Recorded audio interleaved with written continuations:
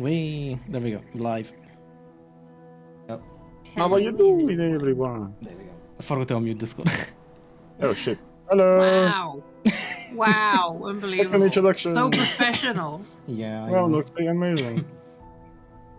Oh. Welcome to a random Wednesday session of D&D. Yep. There shall be many japes. Many what? And that's about it. Just japes. This is an entirely jape focused session, I A imagine. what? What's a jape? A This is jest, if you will. Oh. Bro says this is the most entertainment I had this week. What have you been doing all this week? Waiting for it. Sitting on the stream waiting to go online. Oh man. Okay. I've been sitting in the freezer. Understandable. Have a nice day. What was it? All right. Well, let's check on things real quick. I'm gonna slightly lower the volume on my end for Fanji, just in case a little bit. Okay. Where were we last week? Where were we? Oh yeah, right. You guys were over a quite hectic day last time. Yeah, just very, very mundane things, Yeah. The most epic session ever. Well, I guess. Maybe so far, I don't know. Hopefully, it wasn't the only one. Yeah, you guys have defeated Ravenna. Which was quite something. I was surprised how you guys handled the end. What was your expected ending on that? Did you think that we would blow up the city and we would all die or something? I Also, yes, you are an evil DM. in a sense, I was actually having an expectation of you guys running away. Even if we ran away, the entire city would have been blown up. Yeah, but you wouldn't have known. Yeah, we would have What do you survived. mean we wouldn't have known? She told us that she was going to blow up the But entire afterward, city. but when she was coming, you could have run away and then just see just some sudden runes appear on the Oh, entire city. so not fighting her was an option, even though she blew the face off of B the moment she got there. Technically, yeah. you can always run. That's running is always an option. I mean, she literally came in and stabbed B on the very first interaction we had for 74 damage and how much, which would kill me personally. So that was much of a choice, I feel like. But maybe don't shit talk future BBGs or something. No, that is not an option. I must shit talk.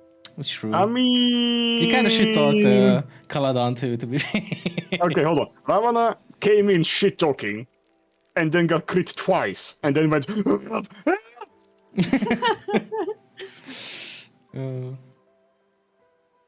Well, yeah. They hacked, I'm sure. Yeah. My players all hacked, indeed, bro. Ah, yes. All right. Let me pull out my notes real quick. All right. So, God, yeah, it is getting slightly humid or sort of warmish here. And my hands are just so Honestly, ready. personally, I'm very suspicious of Angela because she didn't get hit at all. Yeah, no, I didn't get hurt at all. So I might just be in league with her. That's just my entire thing now. Got my plots to assassinate B, to take back the mirror. Yeah. Yeah, the mirror will be fun. Oh yeah, so are we in the manor of Angela? Sorta. Yes, right now. I'm gonna just put it here for now. So, you guys last time had talked with the mayor and such, and kind of like had some paperwork as well, some talk and whatnot. And Yes, we got a reward sorted, so my family would be well looked after, and Augustus's attempt to claim some of that glory came at a very inopportune time by the fact that he could not speak a word. Oh God, it's canon now, isn't it? It is. It was a Benedictus household achievement. Ah, yes, quite so. You know, it's like Angela giving Curse of the Medal with like the Barack Obama meme. Yeah, exactly. That's exactly what it is. Barack Obama me giving medal to Barack Obama. Just smiling. They're like, I did this myself. I made this. Yeah, I made this. You made this. I made this. It was a funny session though. So, to go on the thing, I will a little bit speed up a couple of things, but I will go step by step with things. So, after that day, you guys, the party, so to speak, finally had their little rest, you know, for the rest of the afternoon. Maybe visiting a couple of shops, or, you know, shopping maybe, or such. But you guys finally have a nice little rest after that quite hectic day and quite hectic day. So with that as well, I will, and because I will continue as well with things, I will give you guys a full. I'm not sure if we did it last time or not, but you guys are having a proper long rest after that day, so you guys can do a completely full rest or long rest for your characters as well. And to continue, the very next day, a couple of things happen. It's sort of a calm day for most of you, really not too heavily eventful, but a couple of things happen. First of all, Azaki's spell song, while cleaning around the house, has found a small little peculiar item, and he ends up giving it to Augustus. Augustus, you spell song gives you a little like monocle looking item that he found while sort of cleaning the house. It's nothing super peculiar, but definitely there is a bit like a slightly more things to it. It's but it looks like a neat, very old little golden trimmed monocle. And I will give you that because he talked about you and to give it to you. And I one second. Who? To Augustus. Well, Spell Song talked about it? Yes. Yeah. Spell Song took it and gave it to you because he found it Ah, while that's what you cleaning. mean. It's like a Okay. little. It is slightly. You know, there is a few dents and some, you know, scratches on it, but believes that you could probably restore it eventually. I guess person probably just found it and was about to bring it to Angela and was like, "Oh, look! I found the thing!" And then, like, Augustus was the first one on the way and was like, "What the fuck is that? I'll take it. Mine." Yeah, you will see that thing. Oh, hold on, that there's your item thing. Okay. Monocle. Where did I put it? Yes. Where did I put it? Hold on. I'm just checking if it actually. Yeah, it is there. Okay. Yeah. You will see. You will figure during through the day that what it does and whatnot. So it will be there. It should be. Yeah,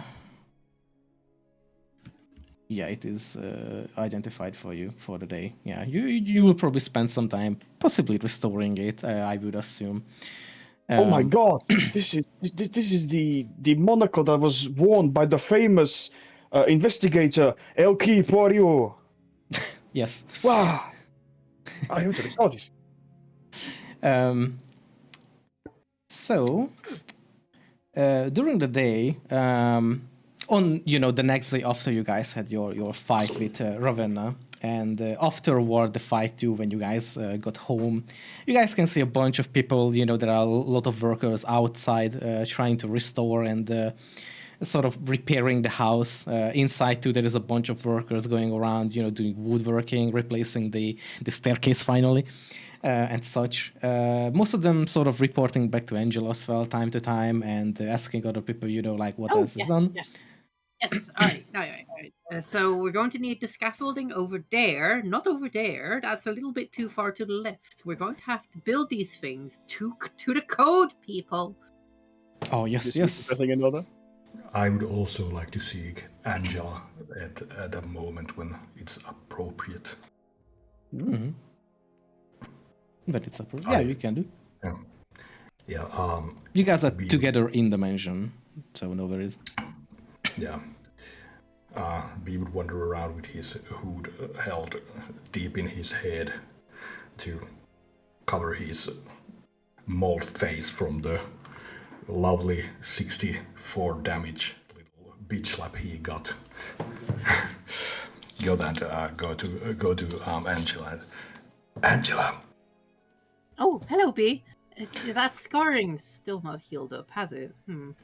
not quite, and I feel myself more sensitive to the light and my head hurt, but I was going through my belongings, throwing away things that I don't need, and I found something that I had discovered earlier. I think I found this from your mansion, and this is a curious letter, and it mentions something that interested me, and I think it should interest you, because you know you have gotten these cards, and I have gotten these cards, and look at this paper, seems really old. Take a look. Oh? Yeah, in the letter, this Alana person mentions that this Marcus collects some cards.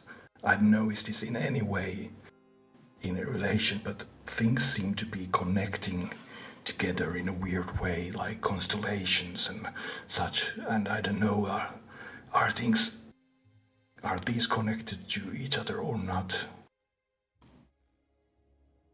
But we have been getting these cards while around here, and then I found this. Huh. Probably nothing important further into the fire. Oh, okay. We could try looking into this, sure. But do you know any Marcus or Alana? Because if Do they I know live any here, Marcus? Hmm. Do I know anyone by the name of Marcus? This letter seems pretty old too, doesn't it? Yes, it's very, very, very old. So that actually raises the chance that you might know them. Give me an intelligence check, but I will, but with disadvantage. Okay. An intelligence check at disadvantage. How about a 9? You do not recall anyone from your time back then, anyone called Marcus, like any staff member and such. No, I'm sorry, B. This isn't. I don't seem to recall anyone that this used to belong to. all right. I don't know. If you'd This is like, one we of can those try thi- investigating this and see if we can find any leads. Yeah, I suppose I could go and, like, if there's a city registry or something, maybe I could Yeah, find that those sounds like a names. good idea. If there's Here, like, I'll hand you the letter back. I think you should definitely take it with you and see if you can find anything on that. That seems like a very nice edutainment adventure for you. yeah, I for once don't feel like fighting anyone, so I would like to look at papers for a while. I pat your. I try to pat your head and then flinch a little bit, and I'm like, "Oh right, pat your shoulder." Collapses, dies. B slinks away again. He seems don't very wanna- dramatic about You don't want to these fight. wounds. Those are some fighting words. He's starting to remind me of this play I used to watch. Something. Ghost of the Drama.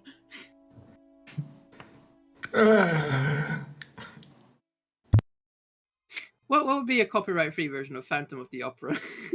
Oh, I no idea. Good question. Anything? Anything The that's specter of the Spec- concert hall. Spectre of the Concert. That's right. That's a that's good good. one. That sounds good. That's a good one. Spectre of the stage. Spectre of the concert is here inside your room. How does B know that?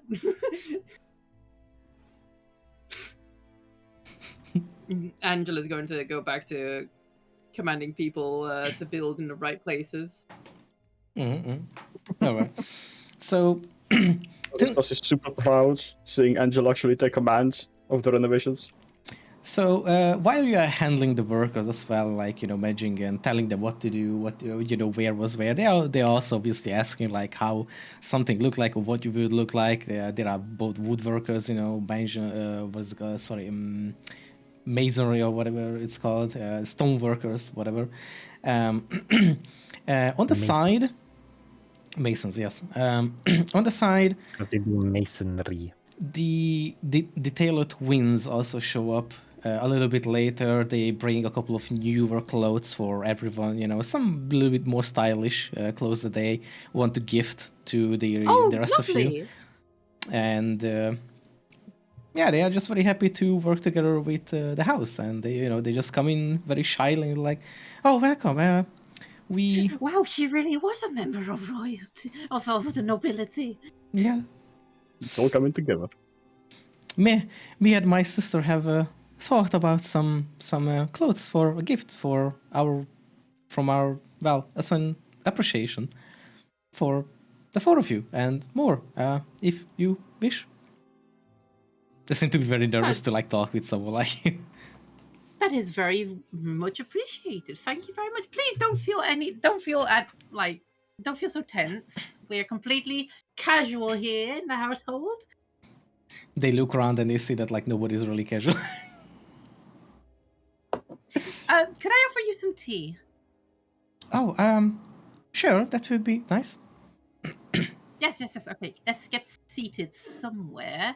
Let's see. The main hall. No, that's still being built. The garden's actually coming along nicely. So let's go there. Yeah, all right. They will just follow you. Yeah.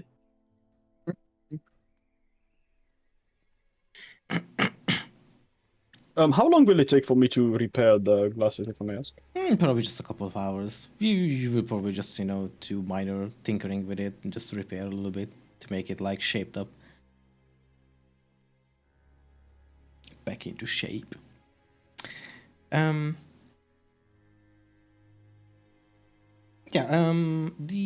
tailors will follow outside if you wish to talk with them. Yes, you get seated. Everything's all nice and fancy.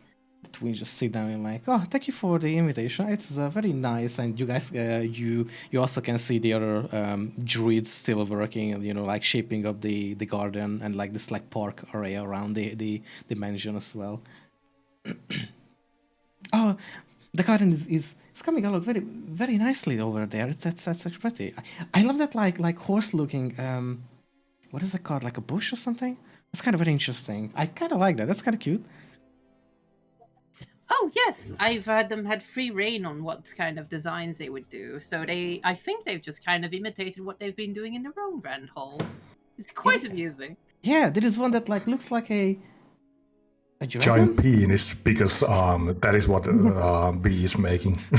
No. B has walked by one of these before and was a little offended by one of them and decided to cut it down to look like a penis as a joke. And Angela notices that. Her eyes go wide and she's like, hey, look off that way. Oh yeah. By the way, was the horse pun intentional or unintentional? The horse. Oh, the horse. If the bush looks like a horn and you said you had free reign. Oh, that kind of thing. Yeah. You give Noxy too much credit. Wait, that's not what I Just said. That was said by Drew doesn't by even Drew. know she said it. Yeah. You said it, Drew, not me. Oh. Everything funny that Drew says is now belonging to Noxy. No, that was Drew who said it. They very much enjoyed it. It was like, very nice tea. Who made this? It's one of the new servants we've hired to get things sorted out around here. Actually, I believe this one was specifically made by God, what was his name again? The reformed Raven guy. Frederick Yes, walks Frederick. along like, Mace, that was me. I made that he. Thank Yes, you it for was the you, credit. Frederick. Forget his name. Well, I didn't say I didn't claim to make it. I was going to tell them that you made this. Well, yes, of course, miss. I never disappoint. Well, I try not to. I'm very glad at your progress, by the way. You've done a fine job keeping everything up. Yes, I will have new hires through during the day as well. And they will be coming along during the day. Excellent. I kind of love this like dynamic where Angela just kind of hires this snake to work with her, but I don't know. It's a defanged snake, so it's not really dangerous, but it's still a snake. Yeah, I get it.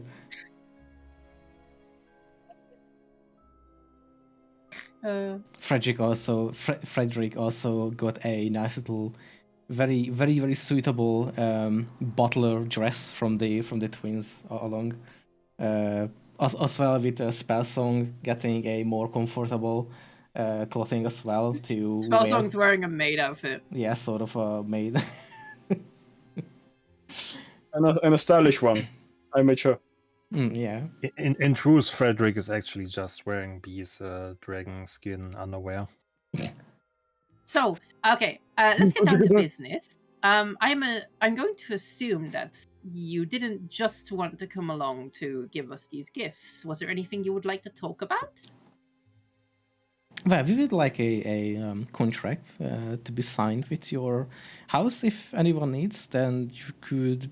Well, we could make exclusively for your house for any new hire or any staff workers such. How does that look in the budget, Frederick? Frederick takes out this little sort of like a heavy notepad, like just like, unlocks it, like pages in it. Yeah, it fits sort of. We don't. Well, we can get this sorted then. I feel like we're going to be in need of this. We have a very flexible budget right now, and the druids are carving the remnants of Kaladam, and they've been sorting out the finances. Breya been giving us most of the funds as well to take, and managing the paperwork.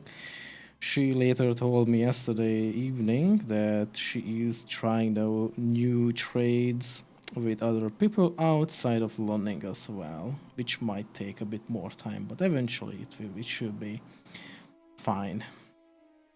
That's excellent. I'm really glad to hear that everything is going so well. Just as Kikaku. Oh, so yes. All right then. Yes, I believe that we will be in business for a tailoring contract. Oh, that would be amazing. We would be happy to work for, well, someone like they just gesture at you, and then the house Benedict is like, to work for someone like this. We never had the opportunity, and that's well, yeah, obviously a business opportunity too, but just kind of nice. We had nice experience with you and your companions. I'm really glad to hear that. And here's to many more years of, well, joyous cooperation. Yes. Also, we haven't really seen your those two of your twin sort of like sisters, or they kind of look similar to you, but we haven't seen them since. Sisters? I don't have sisters. Hello there, bless you. Augustus. I didn't know you had sisters. Oh, but you were visiting us with those two, Oh, yes, twins. right. That was Augustus and Cleek, I think. Oh, are they your sisters? Angela just kind of pauses and is like, why were they disguised like that? Augustus will just look at them and just extend a hand and do the V sign and smile and then not elaborate further. And just peace out. Yeah, just leave. She turns invisible. Angela's just kind of sitting there like, huh. No, I don't have any remaining family currently. Oh, my, our condolences. Maybe Oh, you it's do. quite all right. I mean, maybe I do. Who knows? Who knows what's happened in the past 300 years? Wow, that's a long time, miss. Who Oh, knows? yeah, Maybe there's tell me someone about it. secreted there. Yeah, there might be someone related still kicking about. And if they are still alive, they could take over the household. Hopefully they'll be as magnanimous as I am. Oh, that would be Please. interesting. Maybe you, Hopefully they'll be more competent. maybe you miss have some those like in those old stories where like people have these like long lost brothers and sisters and they just show up like at the end of their lives and such, like something like that maybe. Well, hopefully not at the end of their life, but maybe That would be something very better. timely of them to do that. But anyway, as news spreads about the household coming back to its former splendor, I'm sure people will come around, and who knows? Maybe we'll be able to find someone who is as rightful an heir as I am. Oh yes, that's well, good luck with that, I must say, or we must say. Oh, I'm sure it'll be fine. Everything And is fine. even then, I'm pretty sure I could stick around quite a while. That's true. You manage this very nicely. And your companions are very kind. Even if they are not your sisters. I'm going to have to have a word about that. Anyway, thank you for your business. Let's get you going. Thank There's you. still much more to be repaired around here, and I thank you for the clothing gifts. I'll be sure to give them to the people that they go to. They just bow and bow to you and then sort of wave a goodbye, like, no worries, that was a on the house gift for now at least. And then Of course, thank you. Boy, have a good one. And your companions, who are not your sisters. Bye-bye. Augustus! What? Come over here. Well, Why did you disguise as me? I need to know. It's really eating at me. at that point, I thought it was funny. Oh. Now I've got people thinking I have sisters. Yeah, that's great. That means that you won't be assaulted by anyone for, wanting to get rid of you and buy the estate, because it would seem that you have someone who could take over. If you ask me, you're dodging a bullet with it. You're welcome. And then You are walks off. thinking about this way too hard. You are not thinking about this enough! I'm dead! Who's going to kill me with poison or whatever? I don't... that doesn't quite work with me. Yeah, you see, now you have that side covered. Congratulations. Now, thanks to me, you have the other. Ugh, We're working great together. whatever. I still think it's weird. Kind of parasocial, if you ask me. You're weird and parasocial. You're a walking dead corpse. Wow! I meant it in a nice way. I wonder what happened to that other shapeshifter we had.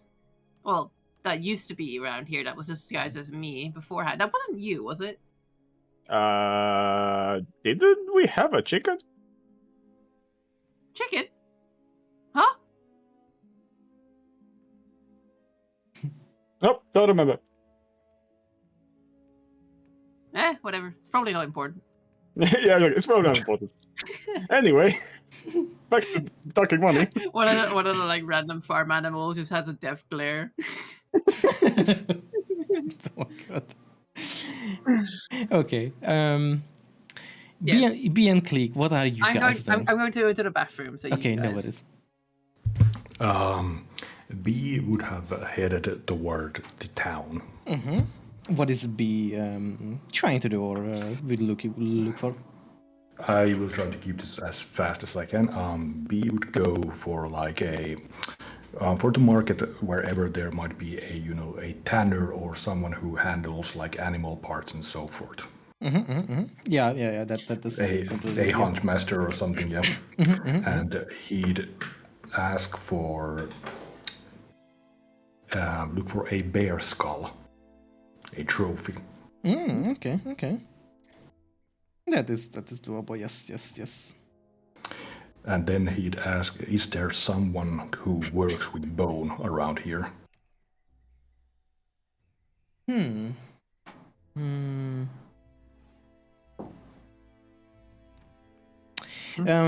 If you go to the tannery or like a tanner or such, they will not exactly know anyone specifically working with bones. Yeah, well, we would ask, like, do you know if there anyone skilled who can carve bone or, let's say, shape a dagger out of a dragon's tooth? There is a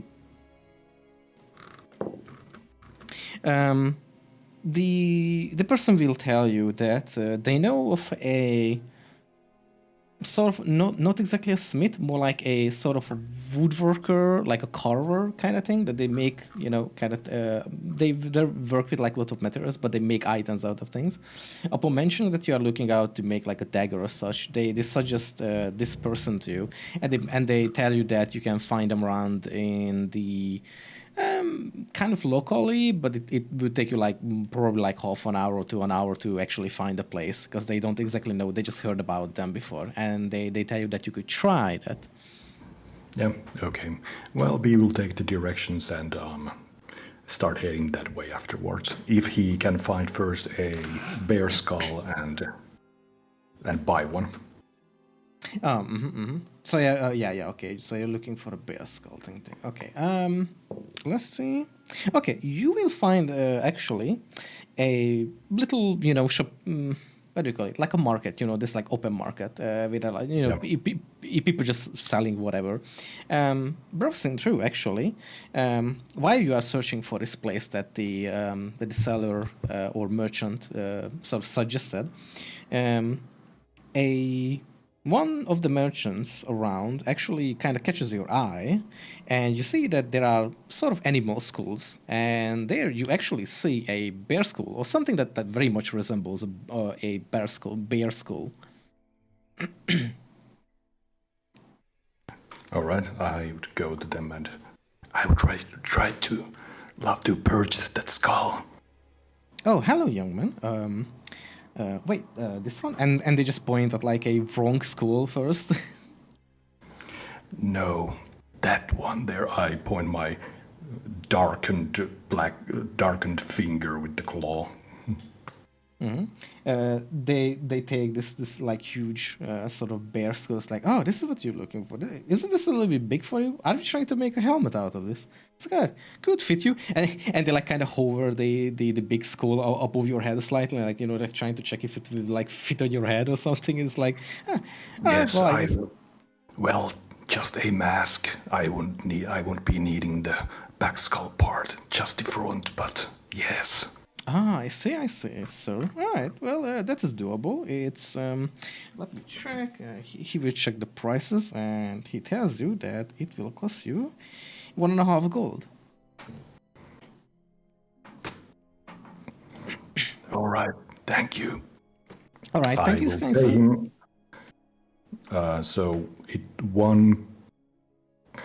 that leaves me 68 gold, and how many silvers? What was 1 gold? It's just 100 for everything, we simplify. Oh yeah, yep. All right, so 50 silver. Okay. Thank you. All right. Could you give me just a perception check with advantage, because you know what you are looking for, but I'm just checking.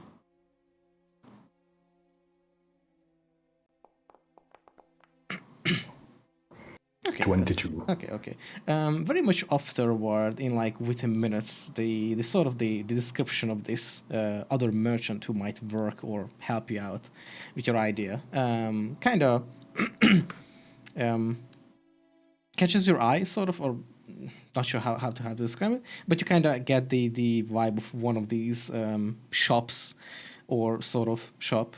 That it might be the one that they described previously, and you head there in a couple of minutes, and you indeed find this place where there are like other weapons. There are like weapons, even just like this like replica style weapons being hanged, made from wood or like different wood and types. There are some that are made from sort of different metals or like gemstones even. There are some that are made from bones and such as well. So you pretty much understand that, like, yeah, you might be at like a right place to make something that you had in mind. And the merchant greets you. It's a dwarf that just casually carving like wood there and just sitting like, hey, welcome. What are you looking for, my friend? Hey, I am looking for two things actually. I placed the bear skull and Kaladin's tooth on the table, and I would like to have this skull here fashioned into a mask and a dagger made out of this dragon's tooth. Yeah, that is workable. Are you trying to get your size for yourself, like, or is it made for someone else? For me, Oh, that is workable. Yeah, yeah. And he checks this like tooth or like sort of bony stuff, and it's like, huh, very peculiar. That's very nice actually. Where did you get this, if I may ask, sir? just the market. No, I see. I see. Do I see anything peculiar about the skull? I mean, if you mean he's checking the tooth thing that you gave from Kaladin. Oh, okay, the tooth, okay. Because he kind of recognizes that this is like a big beast, teeth. Yeah. Obviously, they're just like, oh, this is very peculiar. Like, where did you get this, if I may ask? This is very not really that usual. Yeah, that is indeed a dragon's teeth. Wow, this is amazing. Sorry. No. Oh, okay, sorry. The merchant just kind of shrugs it off, like, just peculiar being interested in it, in a sense of like, oh, okay, that's kind of cool. He tells you that he never worked with. Oh, okay, hold on. Well, I never worked with such material before. I mean, hold on.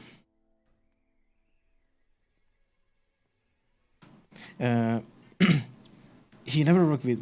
I never worked with such material before, but definitely I think I can challenge myself to make. This is much tougher than a normal bone, but doable. Yes. For pricing, I would say I would say that I will say a concrete price, but somewhere between 10 to 15 gold for sure to make a dagger out of this. But I will say at the end, depending on how much work it goes into it, obviously. Sounds good. What about the skull? The skull is workable. I have done bone masks before. That's much easier. And it's also seems like it's just like I think that's a bear. Seemingly, Yes. Absolutely workable. Do you just want the front as a mask then? Yes. All right, doable. Absolutely, that will be. Well, that is very simple. That will be just 2 gold. But we will All right. do the business afterward. Give me about a day, and I will. You can come back here. Sounds good. All Thank you. All I right. will be back tomorrow. All right, thank you, kind sir. Have a good one. Thank you. All right. With that, I guess you do you head back to the mansion? I start heading back to the mansion. Yeah. Okay. You will get back in sometime, like an hour or so. B just stands there and waits for a whole day. Yeah. To be fair, I could imagine B doing that. I'll be back tomorrow. Yeah, Okay, see yeah, you. Collapses yeah. because he sounds like he's about to die, or he needs some water to drink. Either of those two. Okay. Click. Do you want to come back tomorrow, or do we want to wait? Yeah, I will wait. What is Click doing meanwhile? You have a part of the day to just sort of describe if you have anything in mind. Click spends the entire time he has standing near the fireplace and taking out a piece of wood, carving it into a mocking shape of a ravenna, and after he finishes one of them, he just throws it into the fire and giggles to himself. Okay. All right. No, August. psychopathic at all. That's No, fine. it's a that's fine. completely normal thing to do. It's like I mean, she liked being on fire, to be fair. true. Augustus, what is he doing beside, the previous little thing? If you had anything in mind, peculiar for Augustus, perhaps. Well, there is a lot of people all over the place repairing things. Hmm. And Angela seems to actually have it covered, surprisingly. And the monocle is done. He's trying out maid outfits, isn't he? I would possibly be trying to go through documents throughout the mansion, if that is possible. And maybe try to find, like, I would try to find something that is personal to the history of the house.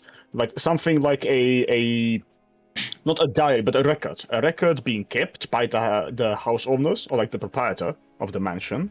And I would like to see when it stops. Or like last kind of a last thing I would be able to find that would still be Benedicta's handwritten. Mm-hmm. Yeah, okay, that is doable. I will have to think about that a little bit, of course, but yeah, that is doable. And I mean, yeah, fair enough. Rolls a net 20 and just finds all the documents where the Benedictus family has just been embezzling tax funds. Whoops. What's this? What's this you got me there, Augustus? Doesn't look important. Into the fire. Hey, what do you have there? Grabs Augustus into the fire. No weaknesses. All right.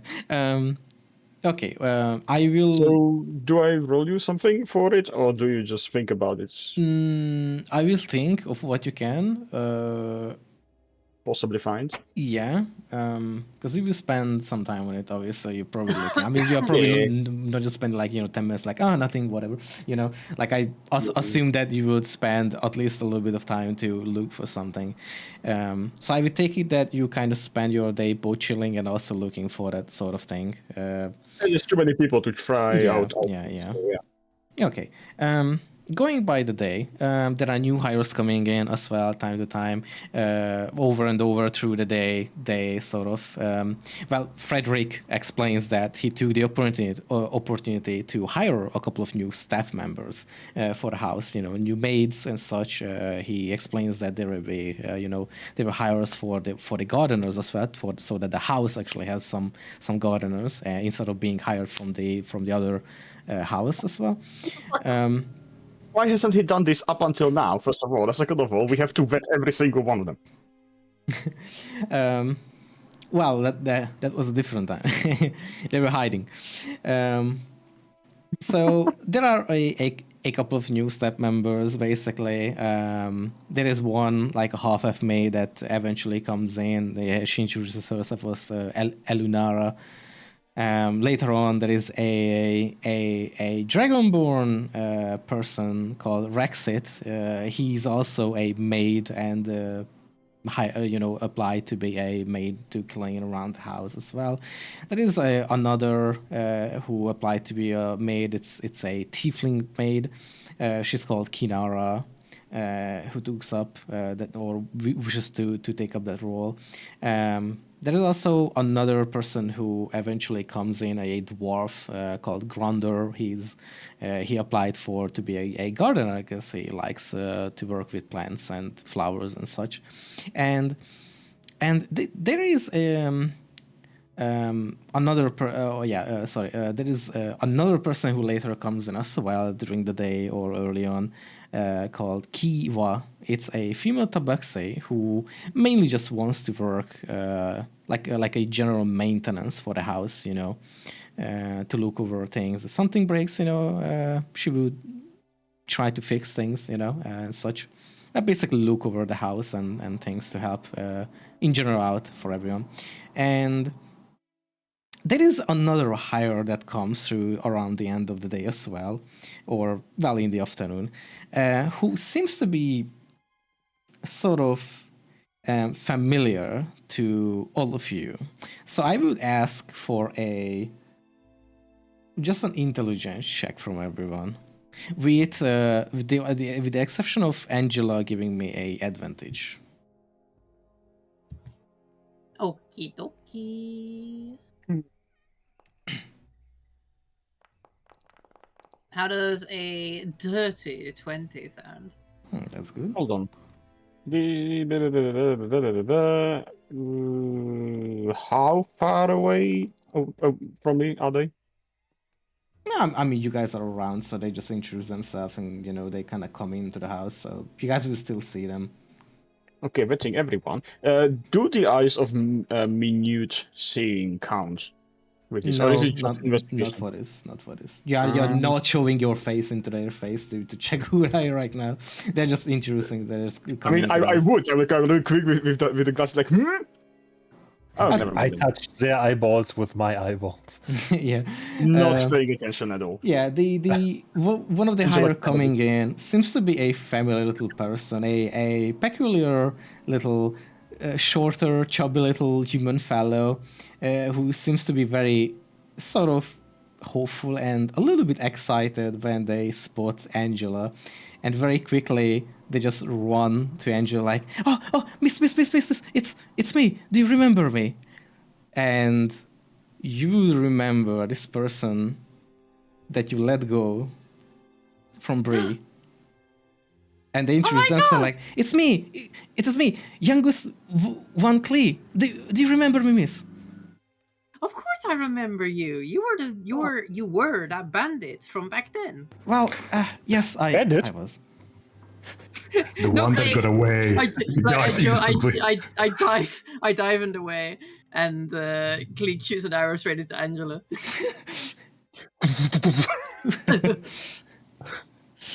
Of course I remember you. How are things? Oh, I spent the rest of my money I had to get around somewhere. I've been traveling for days for the past good week and more. It's been a while, and All right. It sounds like you've been very busy. How about we sit down and relax? I'll get you something to eat, something nice. oh, that's the point. And- I was applying to be a chef here, the main chef. Oh. I love cooking, and I was thinking once I got there, I seen the house and that they were hiring for staff, and that's then I applied. That's so delightful. Frederick, are you hearing this? We found a new chef. Yes, ma'am. For chef, yes. Well, first of all, I was doing the food before, but if you think it is garbage, then yes, we can hire someone.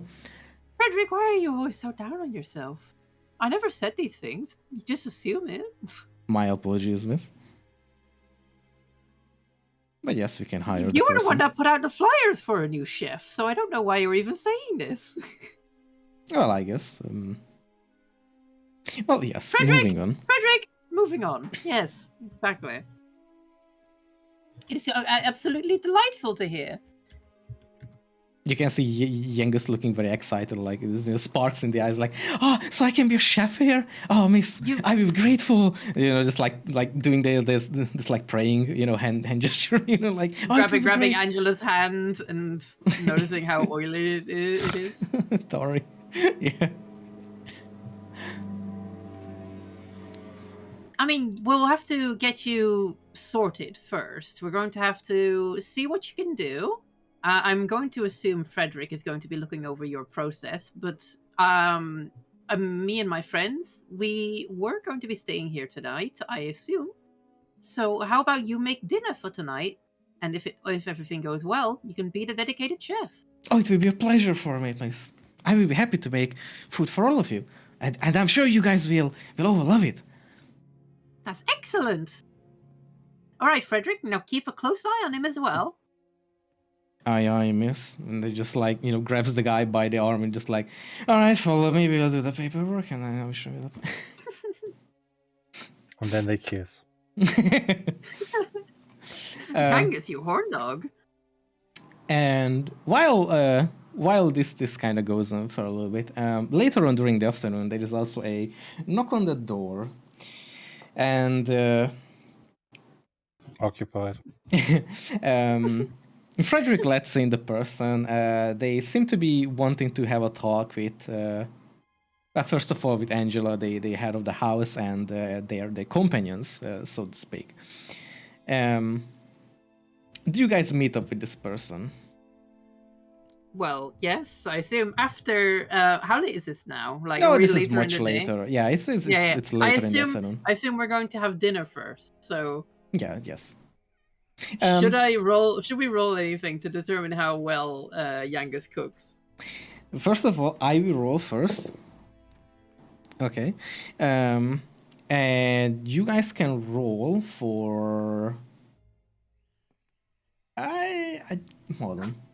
Maybe we could play with something. Let me look at skill. What could be?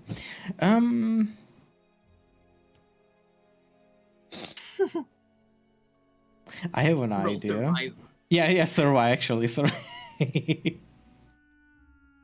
Can't believe Genghis has come full circle. Now he kills the party, you know. It's like, no. It's a little bit poisonous. Oh, that's how that tang was. I quite enjoyed that. Really, that was my favorite part about the food. Hey, you should He do that just with all the food. He just carved into the food. It's just All my bits of friends his are dead. Bits of his lungs in there. And they're a bit Oh. chunky. Ugh. Okay, that's right. Well, what are we rolling for? You can roll for survival. Oh god.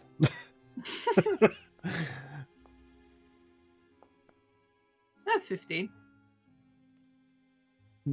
That was pretty good. Dirty 20. You really like the food. Eh. And Augustus is like, eh. Okay, so his I missed the food. tea. So his food in general is actually very tasty. Like he makes a very pretty, like genuinely very pretty looking food, and like very neatly. What is the word for it in English? Like put in front of you, like you know. Presented. Yeah. Presented. Sorry. Yeah. Yes. And the food is definitely not exactly the most perfect food ever, but it is definitely tasty. It's more up to taste for people. I would say that his food is possibly a little bit too spicy or like a little bit over seasoned. But apart from that, it's definitely very edible and very tasty. But there is a couple of flaws that probably some of you wouldn't really exactly like. And he's just very eager, like saying like, B how is you like- super into it. B is super into it. Seeing B eat is like he has to lean his head way to the left, so his like open cheek doesn't spill the food, and you can see him masticating on the food because right now his the whole left, right cheek is completely open, and then his teeth like blam blam blam blam blam. what a pleasant sight to see. Well, well, Yangus, I am pleasantly surprised. Your presentation alone is very professional, and I feel like the taste is quite scrumptious, really. Well, you know, Miss, I have always wished to be a cook, but unfortunately, I didn't really get so fortunate with my life. Well, it's never too late to start. Asasha, you have a bit of a noise, or Oh, sorry. No, it's fine. Just saying that it keeps activating, but yeah, it's fine. Hi, Onox. Hey, Onox. Yeah. How do the others feel about the food as well? By the way. He gets to live for now. Love wins. B seems pleased. Okay. B's like slightly impressed, you know. I can imagine with like I mean, with a dirty 20, that's the best food he's had all week. yeah. Yeah. We would look impressed with the food if he actually had eyebrows. Yeah, and B is also B is like eating the food and having it, but it's like fucking spell song. What did I do again? Nothing. Like always. Spasing is just cleaning in the corner like, what did I do? Stop bullying Spell Song, B. Spasing trips over ways and breaks it. Oh. oh no.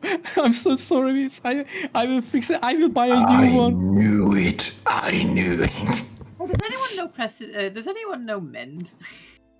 By any chance? Oh, that's a good idea, miss. Wait, Spellsong, you're a magician. Just use mend.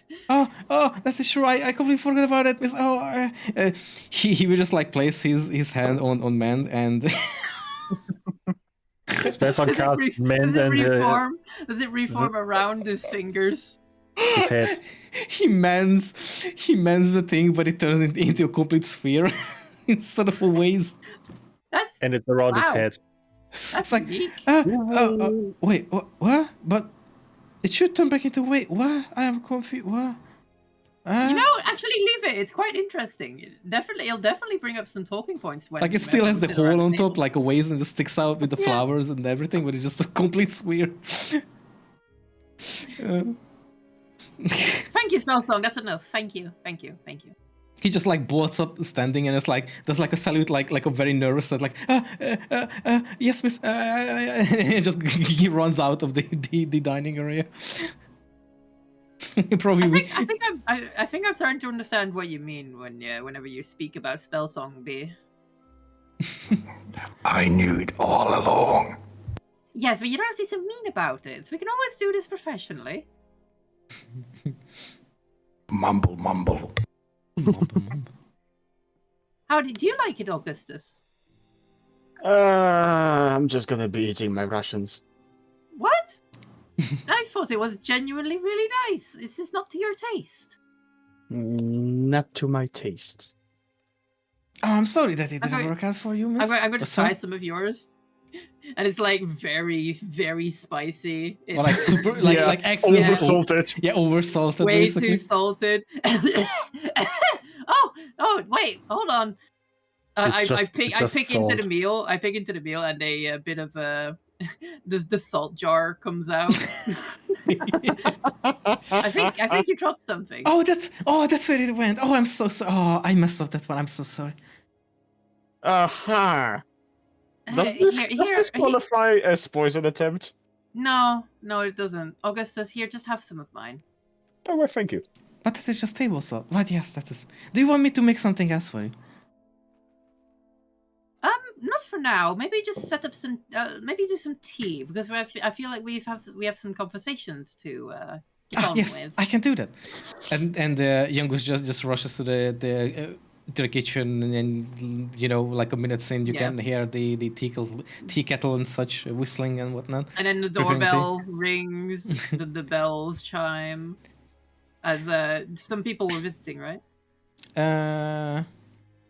Augustus would go to Angela, which just Yes. slowly bend head towards you and just whisper, "We have to ask the matriarch to send one of the cooks so that they can teach our people to cook better." Well, look, besides that little kerfuffle, I thought the food was genuinely quite good. I feel like interrupting his process right now might muddy his culinary experience. His culinary experience? He could Look, get try the some normal proper food. training. Here, I try the regular food, the one that's not over salted. Okay, let me get that survival again. Yeah. Or was a 1. I guess that is serviceable. Very well then. Just from the background is like, is there any culinary application for bloodstone dust? Actually, yes. I think we should get a teacher for Spellsong to be just a living being. Well, I mean, whatever happened to what was his name again? Our first companion, quote unquote. Zephyrin? Zephyrin, that's right. What happened to Zephyrin? Is he around? I have sent him a message, but I think they are on their way. Yes. And Yeah, actually, for is that our visitor for tonight? For a moment, no. I was thinking you're trying to make Spellsong seem more competent by comparing him to Zeph. To be fair, Not a very high bar, let's be honest. Okay, anyway. yeah. So, this guest is let in by Frederick, and he escorts this peculiar guest to the 4 or more of you. Mostly just the 4 of you. Frederick explained it like, Miss, this guest would like to talk with you, the head of the house, and not me for sure, and your companions about something that she would like. And you guys Well- can see this white, sort of grayish furred, large tabaxi with these like darkened black spots all over their body. Oh, And she Well, just that's a like waves surprise. like, "Oh, good afternoon. Sorry for interrupting. My apologies for that." there's no need to apologize. We have just finished our food and we're just sitting around waiting for tea right now. Would you like to join us? Oh, would be nice, but I am a little bit tight on time. You guys All can right. Then what is your business here? so you guys can see that she's holding. She kind of turns a little bit more to the side, and you guys can see that she's holding actually a canvas with herself, and she says, "Oh, I heard recently from the previous day that you and your companions, they, well, if I may say, you guys, the 4 of you saved quite the city at a day with that, and I was thinking yes. of, well, since I heard the name of the Benedictus, I had the idea maybe just giving a gift of a painting of the 4 of you in maybe Oh, a heroic way." that would be lovely. How does that sound, B? I know you don't really look your most painterly self right now, but I'm sure that we I can make it think- work. I think we can skip me from this one. No, not at all. We could have them embellish it to make them look like you used to. Oh, I can do anything. You can just request to fix something or change, or maybe clothes or poses. I am willing to do paint anything. I'm quite professional. That sounds lovely. I mean, while we're having tea here, I'm sure we could sit around and pose for this, right? That is perfectly fine by me. Yes, that would help me a lot. How does that sound for everyone else? Yeah, that sounds actually, yeah, that could work. How would you like to look, Augustus? I know you have a tendency to have multiple looks.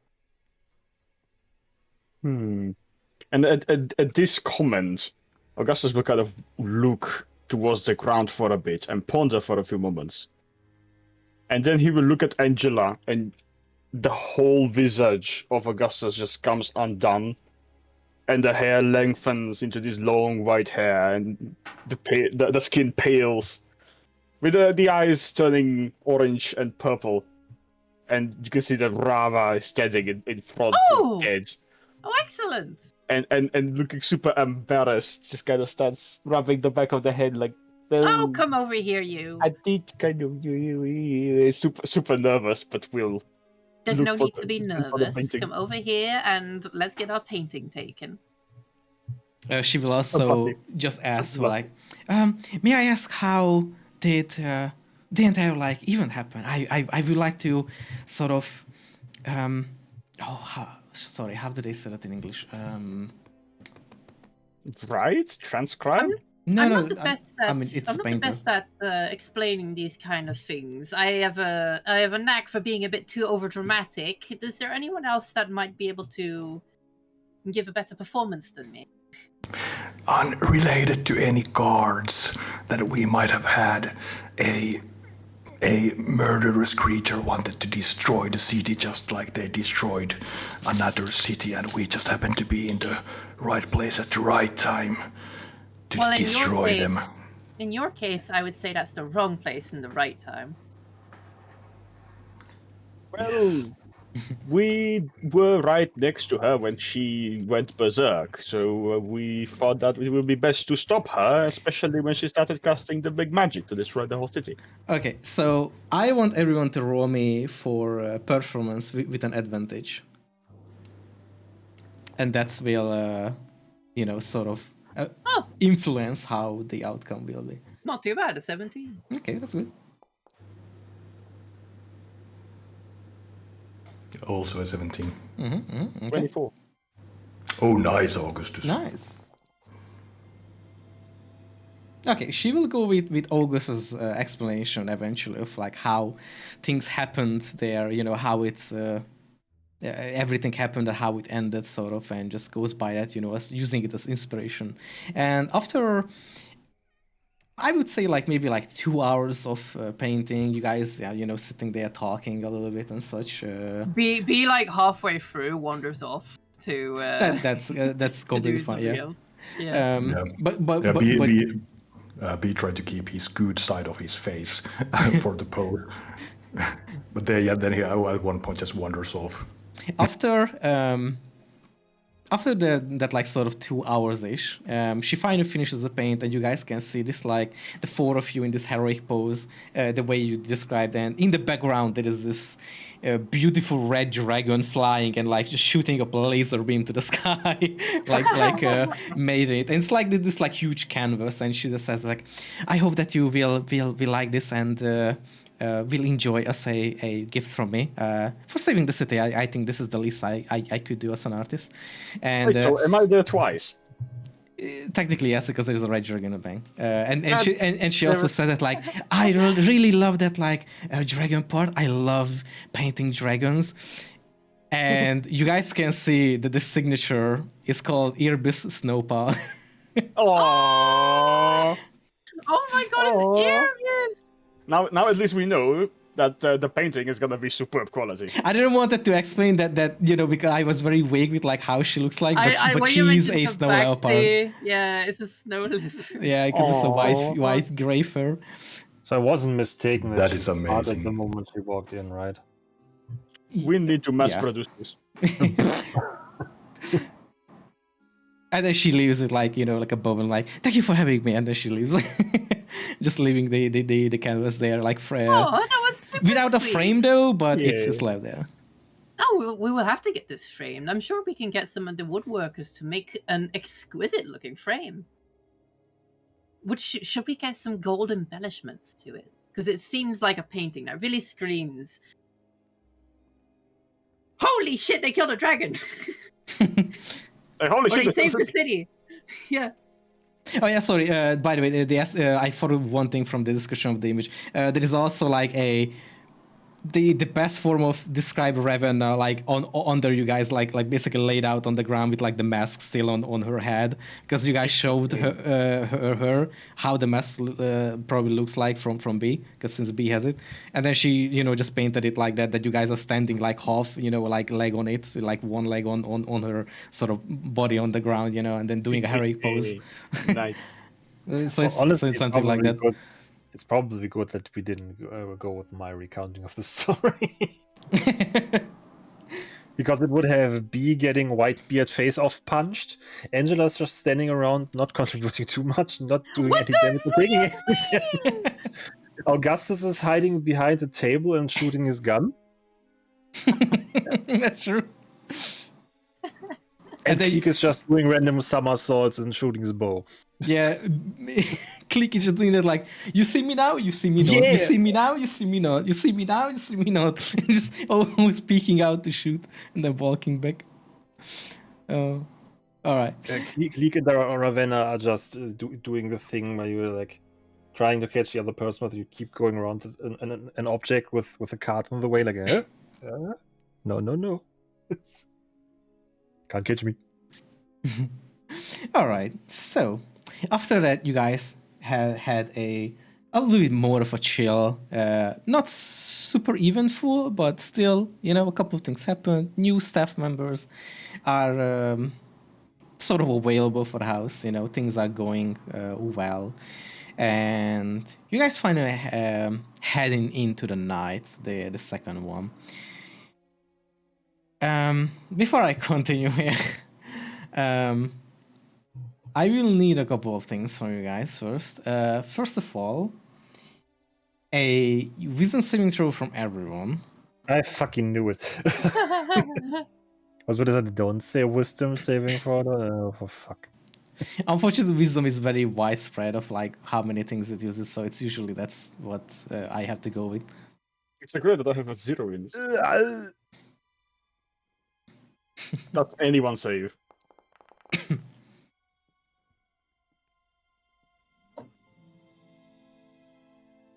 I imagine it's a Like how the music kind of stopped dramatically for a second before it picked up again. Like You did a no. ability check with Angela.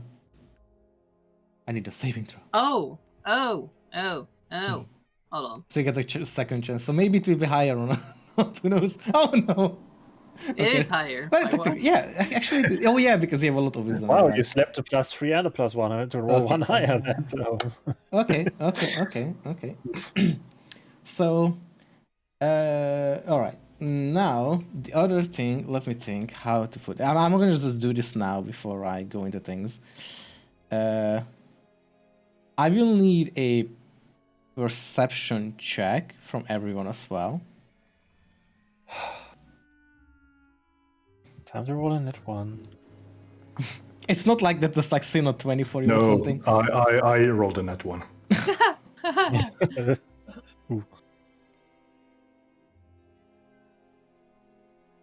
Okay. I'm gonna wait for Augustus then. I think. Wait, You know how I feel right now. Have you ever played World of Horror, or seen World of Horror? No. It's that like. Yay! It's that game where it's like black and white, and it's got like this Junji Ito style to it, where you basically have to go through like these horror events to save your town. It's kind of got this. Right now, I have the same vibe that this is what's happening in our city, where it's like these purple abyssal people are just trying to summon Yogg Sagoth. While yeah, like an old god. Yeah. So we did a wisdom and a perception check. So which of the cards is going to activate next, and who is going to crash into the house? Yeah, airship. Bowser. Unfortunately, none of you noticed the nuclear missile that was bound for the mansion. What? Okay. So, as you guys go to rest and having your little sleeps or resting, whichever, in this case, the four of you have a very bad night with nightmares, actually. The four of you are very likely tossing and turning in the bed, having a rough time with it. To explain everyone, each of you, Augustus this is in the nightmare. I'm describing what you see in the nightmare. Augustus finds himself inside a dense, dark forest. There is barely a small crescent moon up in the sky, just shedding a little bit of light, but it's mostly very, very dark. You are being chased by things you don't exactly know what it is, but you find yourself running like for your life. You're just running. You can hear, noises coming from the sides, around the bushes, from the trees, like this cracking of, branches, these tree pieces or barks on the ground, leaves and such being stepped on. So you definitely know that it's like someone very quickly chasing you, and there are more of them around in the darkness hiding. But you don't exactly see anything. Whenever you look back occasionally in fear to see what it is, you don't actually see anything but darkness behind you. Now, let me check. Hold on. Okay. That would be quite a nightmare. So, on one part, there is something when you're running. For a moment, it kind of like this sort of like moment in shows where you just like spot something for just a bare second, and you just like like time slows down a little bit. Yeah, just a moment. There is something that just catches your eye. It's very vague for you. It's very, very vague, but it's like a very tall and a little bit slightly wider person, like this hooded in full. This it is already dark, so that's the best you can see. That they're just a tall, hooded person, and you can just see their two golden eye, sort of glinting. What height under... are they? Sorry, what? What height are they? Very, like, rather tall. Rather tall. I run towards them. They're screaming for help. So the way it appears in your, it's basically in your peripheral. It kind of catches your eye, and when you look at them, when you turn your head sort of slowly, quote unquote, by the time you look at them, they're gone. They are not there. But you see that you definitely seen something there. But as soon as you look at it, it was not there anymore. But you seeing this like two golden eyes and this like golden shining a little Vivid bit image. come from them, from around the middle of the mass. But you can't really tell what it was. And you keep running in your dream. You keep finding a place or something or someone to find to help you. There's nothing. There's even some dead end of your path too, so you suddenly like panic where to go next, but you just keep running. You don't know, but it doesn't matter to you where. Just keep running. Eventually, in your in this nightmare, when you look back, eventually you actually see that there's a bunch of panthers chasing you with like very, very how would I describe it, thirsty eyes looking at you. No, not in a bad way. That, you know what I mean. No, but you and your body in your nightmare, you just feel like you cannot stop. You just can't even say that like, I'm done with this and just stop. You just feel the fear and need to keep running. Just keep running. That is quite a nightmare. I can imagine that Augustus is just sweating in the bed and turning and twisting. And as you keep doing and more reveals, when you just keep looking forward to just not even wanting to look at the things, which even gives you more anxiety when you look and realize that they are panthers. That might give you a bit of a memory shock about certain things that happened in your past. When you keep running and sweating and just keep running for your life, there are also a couple of arrow shots that just fly by past your head and your body and arms, but they don't hit you. They just like pew, pew, pew, pew, just go past you, but they always miss you. But they keep chasing you. They're just relentless. That's how your nightmare goes for now. Cleek finds himself in a sort of like an abandoned wooden building. You can't really tell what it is or where it is, why, how, but you are sat and strapped down on a table face down. You can move your head, but you feel that your hands, your arms, your legs, even around your chest, you are just strapped down tightly with very likely leather belts and such. And you can see, as you lift up your head a little bit in possible confusion, you can see these two dark figures, these two sort of like muscular figures just enter the place through a door, sort of a door, and they just walk to the next to you. And you can't spot who they are. They have no concrete features like face or anything. They like, you don't even see eyes on them or such. They just two muscular figures basically, and all they hold on, I have to check your thing. What's my safe word?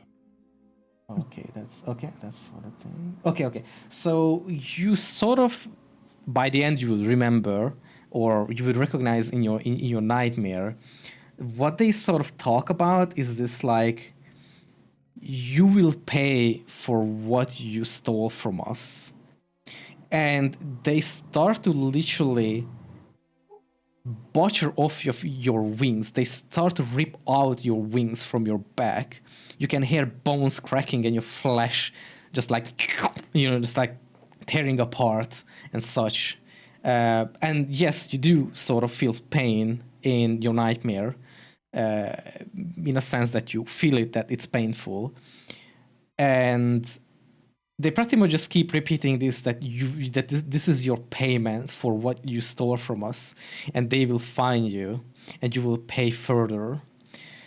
And while you are probably struggling, probably out of pain as well that you feel in this nightmare scenario, there is a window on this wooden building that you are in, and when you take a short peek at it, you can see this tall hooded figure as well. And you have a better glance. It's like almost like it's raining and has lightning outside, where there's like a flash of the lightning for a moment. And you can see this like definitely gives you the impression of a dragonborn sort of figure or a person. That they have these like scales and they have these like patches of like golden scales on them. They don't see exactly the proper facial features, but because their nozzle, that like mouth, nose part is lengthened for the dragonborns, it sticks out from under the hood. And they just stare at you for a moment. They literally lock eyes with you. But after the next lightning flash, they just like gone immediately. But they were staring at you in the eye for a moment or so. B. Actually, sorry, first. Oh shit, I forgot. Hold on. Give me a moment.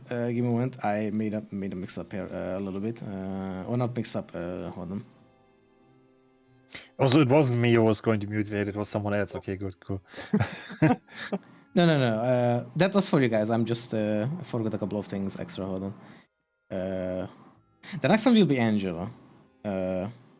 Huh? So Angela also, just as the others, you find yourself in this nightmare scenario. For you, the nightmare is mostly you being carried around, and you can sort of hold on. Let me check your things. Your rolls. Okay. You do notice that you are inside the house when you were a kid, when you were young. But you are sort of like not really carried around like on someone's back. You are almost like crucified on, like that way, and you're carried like that. And there are people, these like figures, these like dark little figures that are carrying you and then pulling you away, and they are taking out from your house. And as they bring you through the house, you can see your entire family being slain and killed and just like recklessly stabbed and killed and burned and cutting their head off. This is, you can just see like the way Angela sees it is that she can recognize many family members or even like past staff members of the house, but they're all being like killed by these dark. I imagine Angela's crying these tar black tears. Yeah, pretty much. Yeah, that's absolutely fits. And you can just see them just absolutely mercilessly murdering your entire family and staff members and everyone. They, just beheading people, cutting them up to cutting off their limbs, such, or bleeding them out. All these horrifying images, in front of you while they are carrying on this crucifix sort of thing away while being, strapped to it and such. And they bring you to a giant lake, and they basically dump you into it. And what follows after this is basically you literally the experience of drowning, of not being able to breathe, but it just doesn't stop. You don't die. You just keep drowning and having the sensation of drowning endlessly in your nightmare. But before, or while you are sinking to the bottom, interestingly, while struggling and just trying to gasp for air, even though nothing works and just keep drowning, there is you two see this dark figure, this tall dark figure, like a part of their top, kind of like the because it is sort of nighttime as well. They have this like the moon shine through like into this like lake or water, and you can see a part of from the top. You have this like moon shining onto their body, but they're just standing in the water, like they're not even floating or anything or swimming. They stand inside the water next to you, not close, but sort of like just like observing you, and you also catch this sort of eyes just staring at you for a moment, just intensively staring at you, observing you, and you two see that they have these like very dark scales with these golden patches on their face that sticks out of from the hood or under the hood, and that's where it goes to. And then they just once you blink while trying to gasp or like struggling under the water, after one blink of yours, they are gone. Going to B. You you're having the nightmare where you are fighting actually Caladan, Ravenna, and Ceres a day, if that if you still remember him.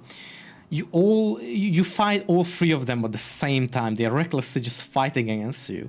Every time B looks around, your friends are dead on the ground, and you're trying your best to at least stay and still keep going in your nightmare to fight them.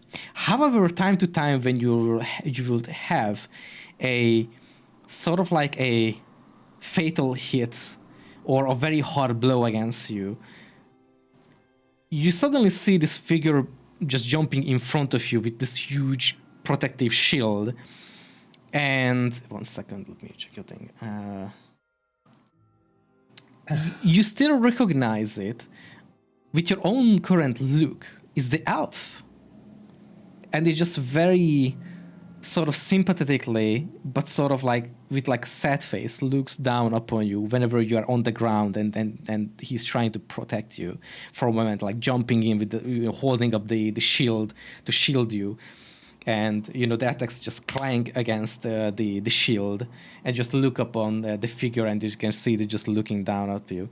But every time he jumps in during your fight against the tree, you see his mouth like mouthing something. Can you give me a intelligence check, please?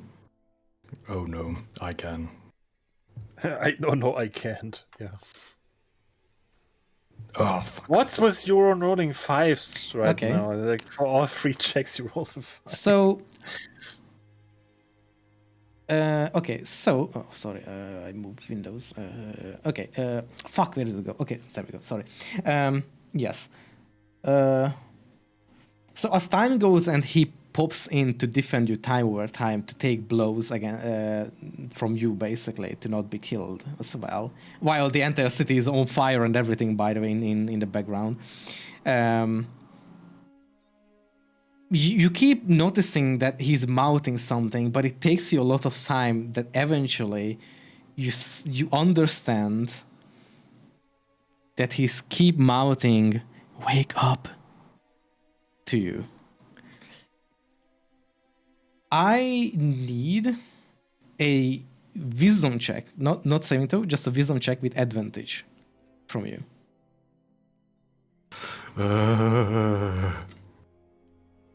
That's perfect. Well, that's better. Okay, that's perfect. Thank you. Dirty 20. Now,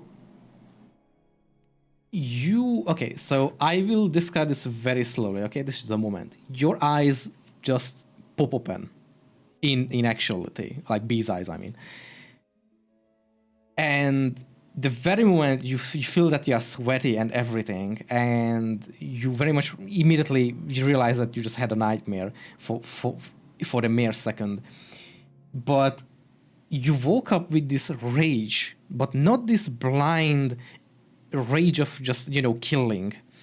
You feel the this protective rage when like your family, your friends, your kids, if you would have any, that sort of very family, this motherly rage sort of feel that you and your friends are in danger. And that's what fills you up with this rage that you must protect. And before I continue, I need a first actually a strength check from you. Just a normal strength check, please. Yep. I'm more impressed that B managed to open his eyes because I'm pretty sure I remember from last session that he Well- doesn't have any right now. Well, Yeah. he probably Suddenly he has recovered. eyes. I done whatever. Just wakes up, whatever. Yeah, what I meant. Yeah. He had a good night's rest, his eyes grew Okay, back. 13. Happens. Hey, Ryman. So what happens is that. Before I continue, where is everyone resting, by the way, normally? Like, is anyone together in like the same room with someone? Because normally every room is like for like 2 people. So I'm just asking to know beforehand I continue here. And this is actually a very good question, considering we hired like how many people, and like there's me and not Augustus like, were resting in the but you servant technically room. still have your like your own. I'm rooms just that you used cuddled before. up to a random new hire. Because there are guest rooms too, but not. B actually usually sleep like on the like close to the stairs, close to the front door, like in the hallway, just against the wall. Okay. Where is Cleek, Augustus, and technically Drew will be resting? Or like Angela. I mean, no, sorry. I was Drew the entire time. The mansion explains turns a lot. into an evil tower when it's finished built. Why the fuck are we so high up? How did we not notice it was turning into a tower this entire time? Angela would be sleeping by herself in her own little room. Okay. Augustus and Cleek? Yeah, Rabbi solo. Wait, what? Yeah, solo. Oh, solo. Okay, so everyone is in like a okay. So I just have no clue in which room because I have no idea which rooms are free anymore at this okay. point. Well, in that case, because you guys are wanting very solo, Cleek, you have at least a maid next to you, like in one of your room, temporarily at least, because there is very little place. You probably have the Dragonborn, guy maid, just in, just out of respect, to not mix and mesh things. We can hear a lot of audio coming from you, by the way, Shy. No, just a little bit. Sorry. It's fine. Okay, but most of you are sort of still solo from each other. Okay, so Okay, so I'm spooning a Dragonborn. Okay. so I'm the what big spoon. what happens is with B that you sort of wake up and bolt up sitting, and your instinct, your sort of like danger sense, is very much this thing that like there is just you just have to attack forward, like you have to just stab your sword like in front of you. Yeah, still probably just in like your like sleeping gear or something, or some sort of pajama or whatever you want to call it. Because I assume you don't really just carry permanently your normal gear. He's just butter naked. Yeah. Well, his gear is like the racks of clothing, so he most likely sleeps in them also. So you grab your sword and you lunge forward in front of you. It's like you don't see anyone. Can I scream? Yes. Can I scream? Yeah. Like you can do a scream while you're doing that, but Yeah, there's what a are the huge chances? roar. What is the percentile chance of him stabbing Spellsong right now? what did you say, Shai? By the way? So there is gonna be a huge roar. Yeah. Okay. You do that while you just lunge forward, and when you sort of say, you do notice first that there is nothing while you're doing this, like this like slow-mo moment of that.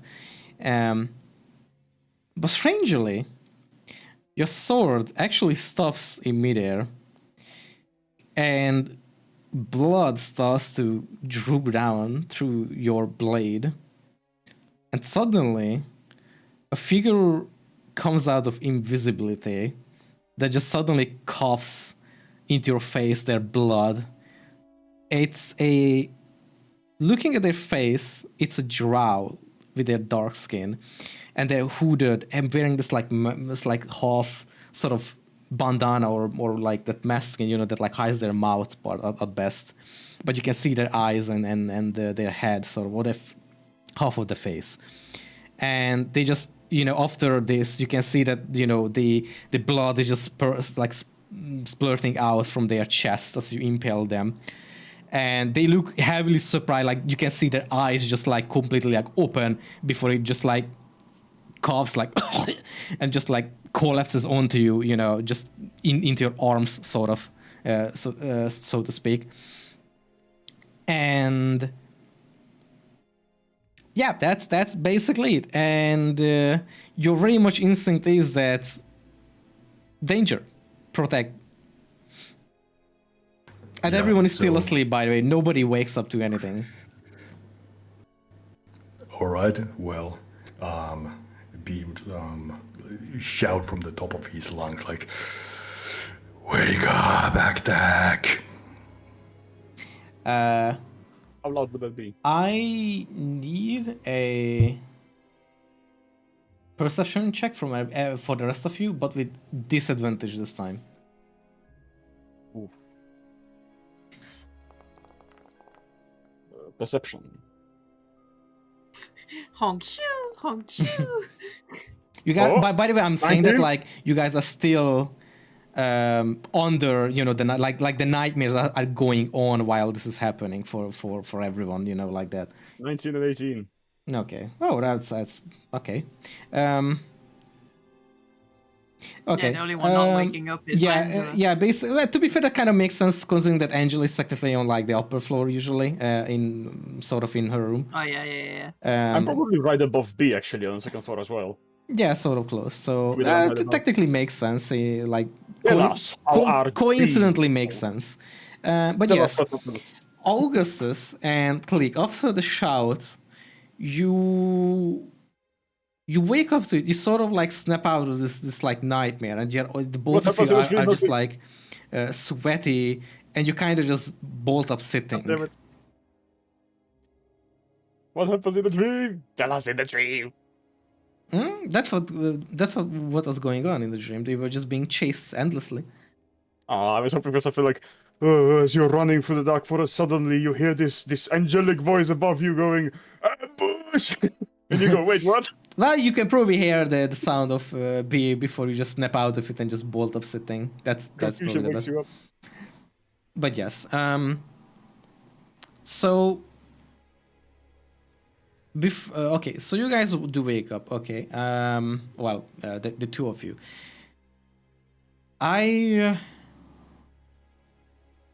Hold on. What this could be? Hold on, give me a moment.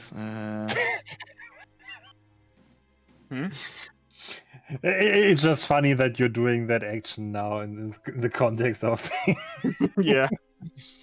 you wake up. What do you guys do? Augustus takes a long rest. Okay, good. Goes back to sleep. What shit I want to know what happens It's like, in the dream. oh shit.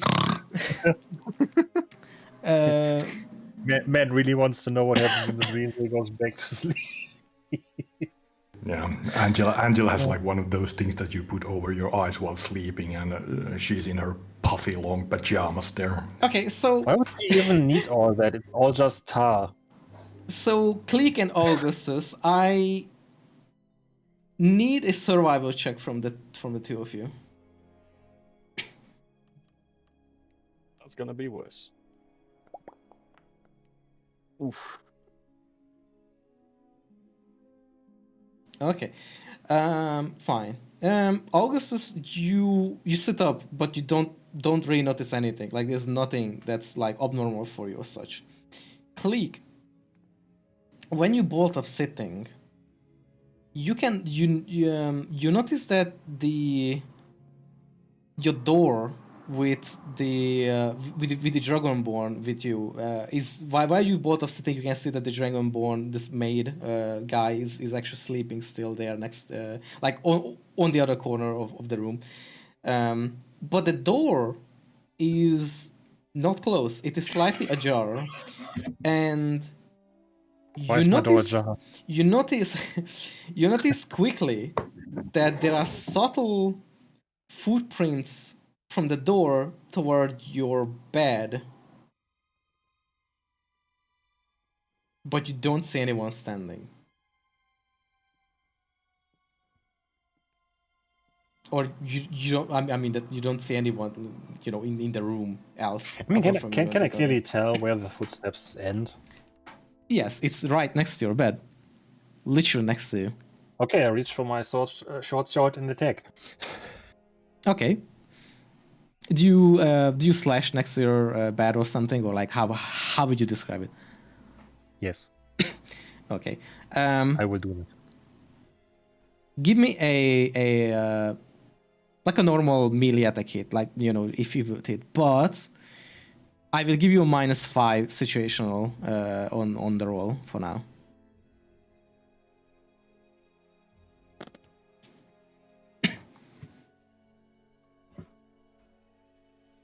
I just need the yeah.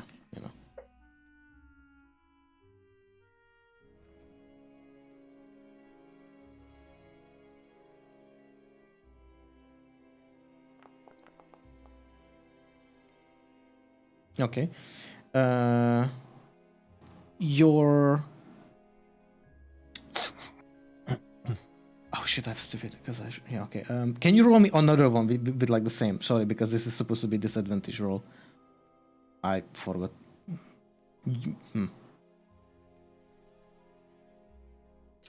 -5 and with disadvantage.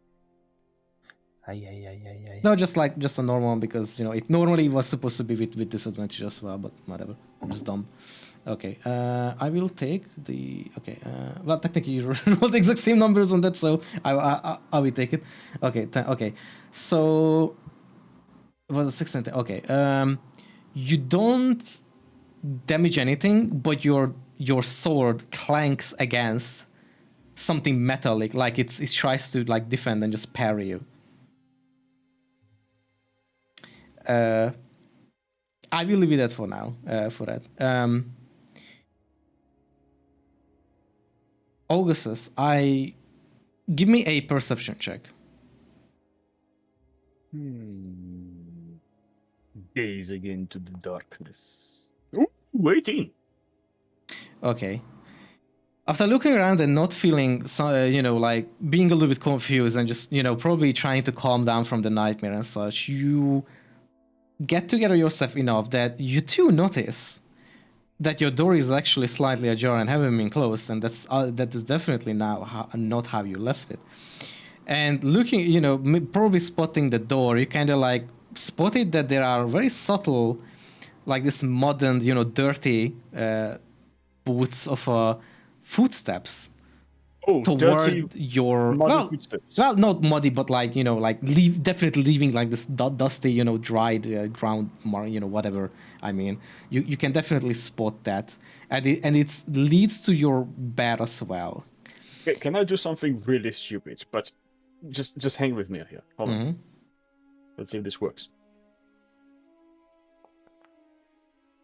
Okay, I want to cover my eyes and I want to cast fireworks in the middle of the room. Okay. I was gonna roll, and if it's higher than 20, I would instantly go into fireworks. And it was 22, so I am gonna cast fireworks. No, okay, sure.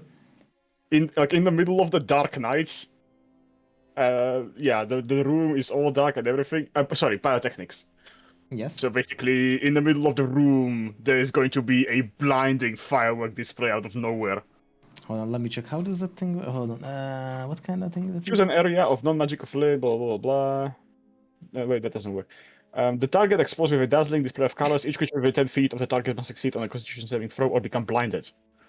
I can imagine that would be even more difficult. So you do that, and you can hear when you close your eyes, you do your thing, and just close your eyes, like cover your eyes as well. Cover my eyes, and yeah. You can hear like a very quick little like and then you hear something or someone falling onto the floor, but you don't see anyone.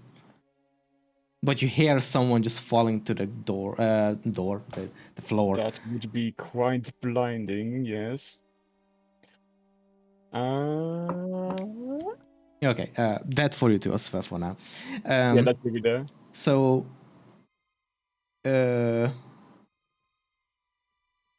Angela, you can roll me another perception check to see if you will wake up to any commotion that is a little bit after what's Wait. going. This would be Someone super loud, by the literally- way. At a Someone literally disadvantage? said it. Just normal, no disadvantages this time. Yeah, this would be super loud. Like the whole mansion would basically hear the crack A of an 10. explosion. Mm. You're unfortunately still very much fast asleep. You hear this loud crack and go like. Hey guys, I had a Well, midnight sleep no, it's last the night. What thing. did you guys do? Her dreams underwater. All the sounds muffled. Yeah. Oh, that's To a her. good one. That's a good one. Yeah. She got water in her ears. Imagine she wakes up, it's like, why is there water in my ear? You know?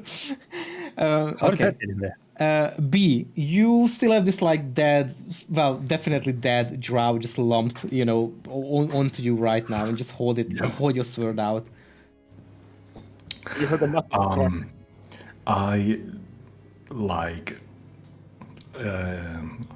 or B would use this moment he like pushes the corpse of his body and looks around frantically. Then he remembers he takes out a horn, knowing that this building is rather large. He takes out the what is called great horn of the night, and he will blow to it as hard as he can. Okay, so it will not work because it's a non-functional horn. Oh, well, bees like that, Yeah, it's just yeah. and then he as the great king once said, goes, "Fuck." Yeah, shit, this doesn't work. Well, with the horror what B saw in his dreams, he will start dashing, shouting, and starts dashing upwards, actually into Angela's room. Meanwhile. Oh, why did I? Oh, hold on. I want to stop this and do this. Okay, I just forward the sword scene. I get very much into the thing. Yeah. Okay. Yeah, but B will start dashing towards Angela's room, Yeah, okay. yelling. On your way, you will also hear a couple of surprise screams as well from other rooms. Maids and such, Frederick, Spellsong and such. I hope they got spell song first. Actually, on your way, from one of the rooms, Frederick bursts out from the door and just lunging against the door to get out from the room, and you can see a stab wound on his side, and just immediately kind of like falls onto the ground and just like starts to yell like, "Oh, we are being attacked! Ambush! Oh!" Like that. And from the other room, where Spellsong and Yengus was sleeping together, not like that. Spellsong, you can hear Spellsong like also yelling, and then like glass crashing, and being sort of like it's almost like glass being thrown around the entire room while you are running through the hallway. Do you continue, or do you like check on anything? Just asking, just to know. I actually will stop and go into Frederick's defense, seeing that he's under attack. Okay. Give me a perception check.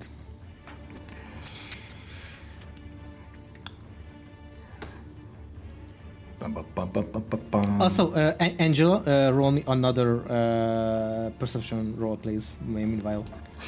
Just 10. Okay. 16. Okay. You probably wake up to Frederick just screaming at like, "Oh, we've been attacked!" And like, like something like that. Meanwhile, okay. So. Damn, he's loud if he's louder than fireworks. I mean, the fireworks. It was in the room though, so, and it's on the other side of the hallway anyway. B, with your 10, Well, first of all, you would probably see that, like, the blood splatter that Frederick left from his bed. You can see footsteps approaching the door from inside the room. You can see the footstep, like, just making these, like, very soft marks on the ground or on the wooden floor. Bee's new bright yellow eagle eye stares into the darkness and just go, "Come at me." You can hear via the wooden floor, it kind of creaks and such, that they start to dash toward you. And then the footsteps are gone. It's like, give me a insight check actually for that.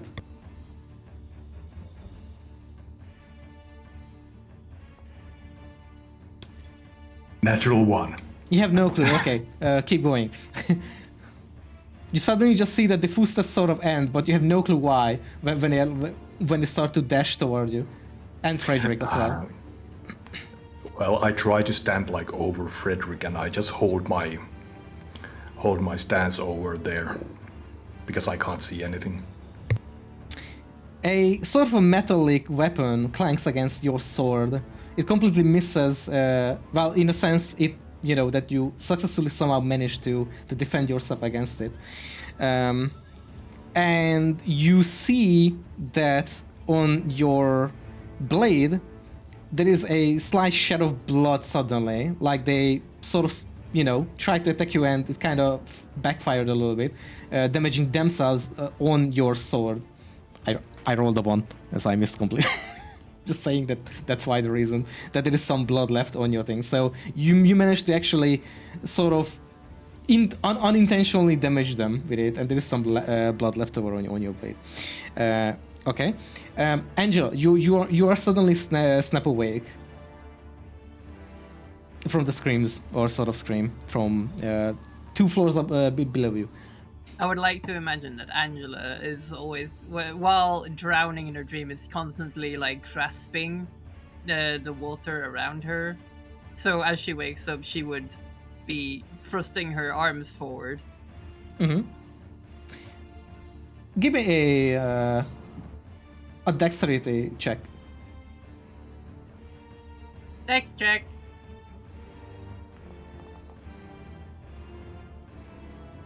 Your claws kind of clank, or occasionally when you're like flailing or such, or like trying to like do those like motions. They once or twice, once you wake up, they kind of clank against something metallic, sort of pretty much above you. Like if you would be laying, it's like literally above you. What? Give me a I know it's a lot, but just give me one more perception check for now.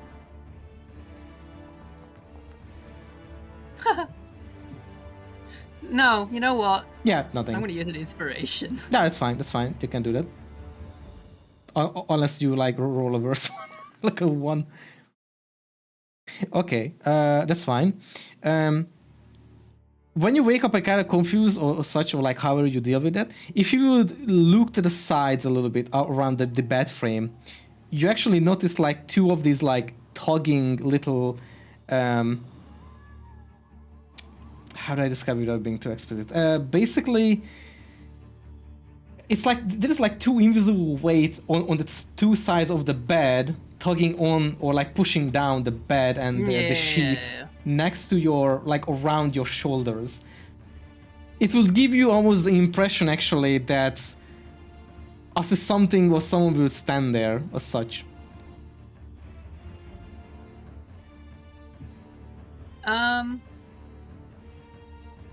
Knowing that there's some invisible force right over there, could I have Angela do a full-on thrust with her hand? Yes. And use vampiric touch. Strength check, and then or you can just do that too, as like an attack. Yes, I would like to use this as an attack.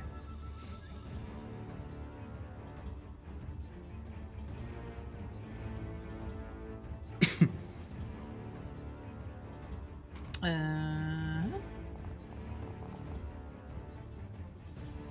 23. Okay. Let me check.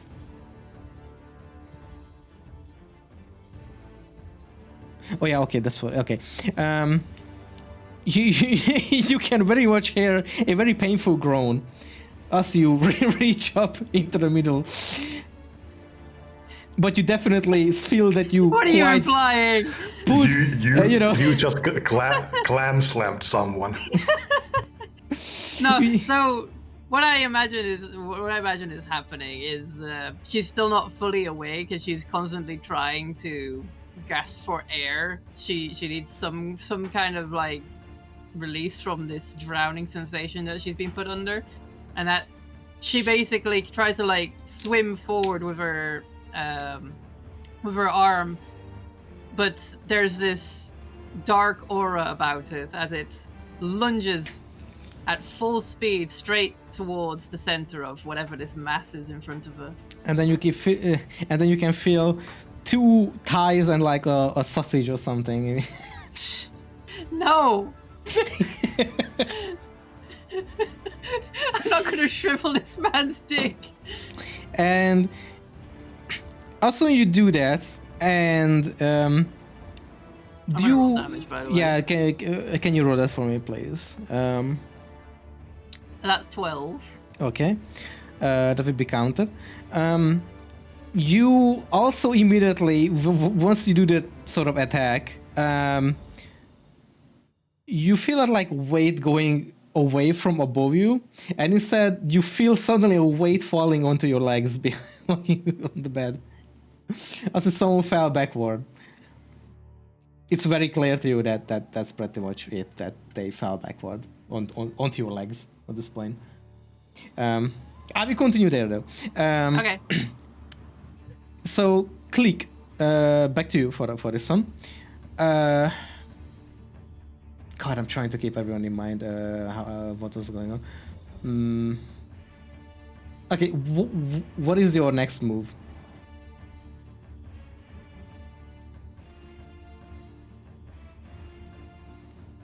Also, hold on. The poor Dragonborn is still fast asleep.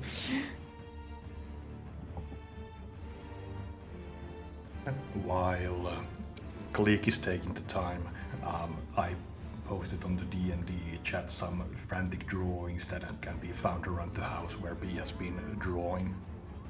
Oh no. Oh.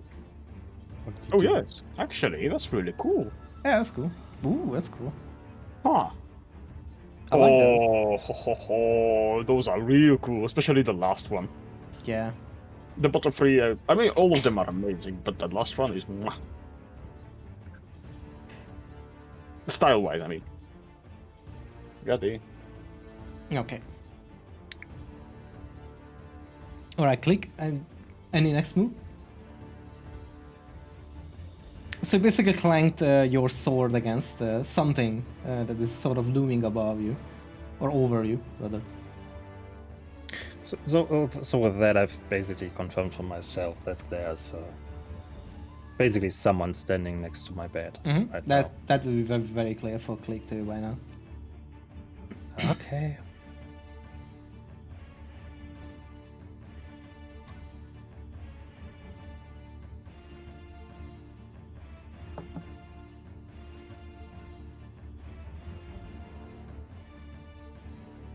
Click very calmly reaches for a second short sword.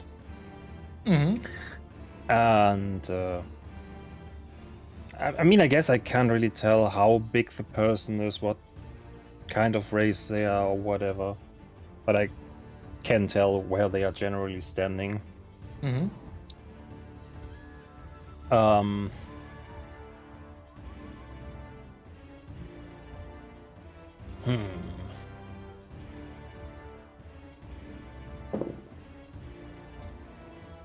That is cursed. How do I go about this?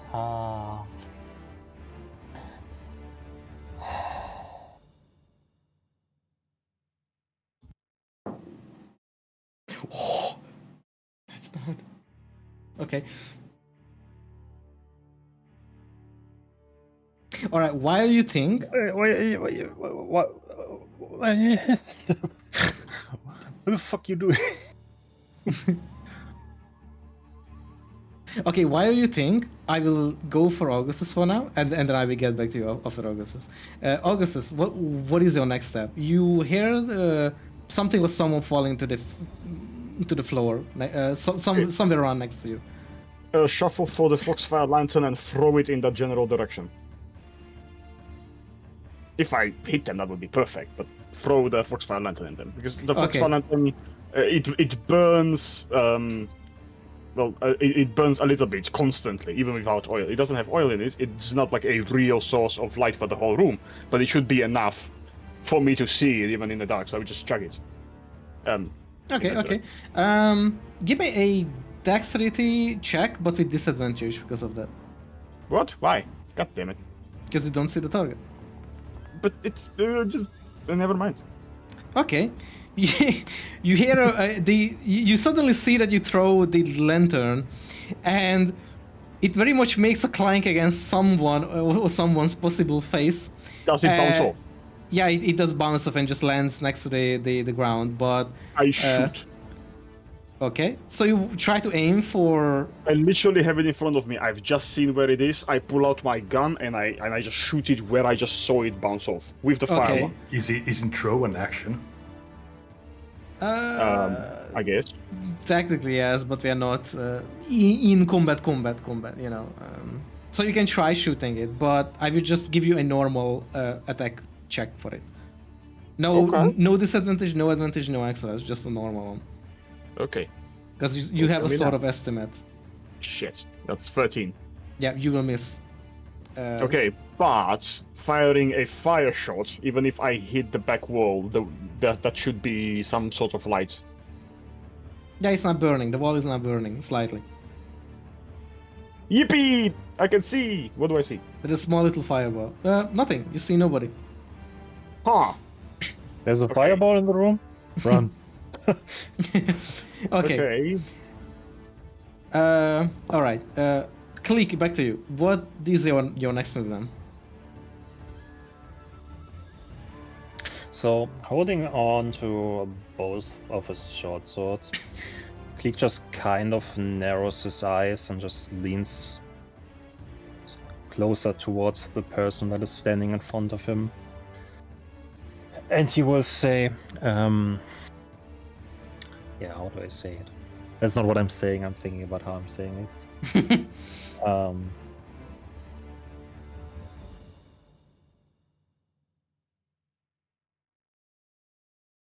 I hate that I'm going for sort of a movie quote, but I can't help myself.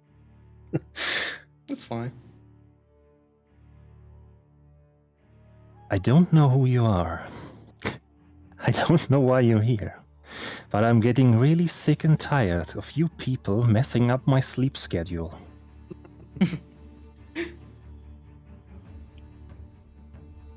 Do you attack? Do I attack? I attempt to attack again. I was considering if I try to kick them away, I will just go for a short, Okay, I will give you as well a normal attack without disadvantage, because you have a bit of a slightly better idea where they could be.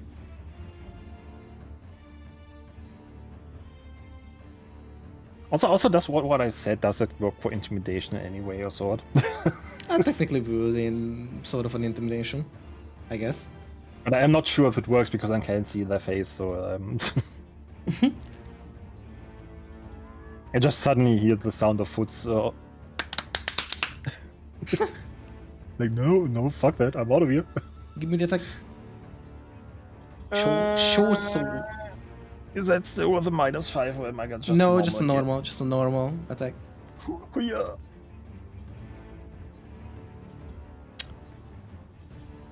You miss. Well, fuck that, I'm attacking with the others. But you kind of clank against its, like, some sort of like a dagger or sword or something. Like, it's being very clear that they whatever it is, they definitely have a weapon. Like, should be very clear, you know, and they just sort of parried you. Okay. B. But can I attack again? Sorry. Can I attack again? Take what? Attack again. Oh yeah, sure.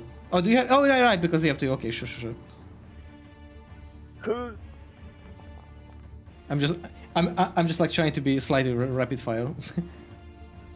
Yeah, okay, that will hit. Yes, you can roll for some damage.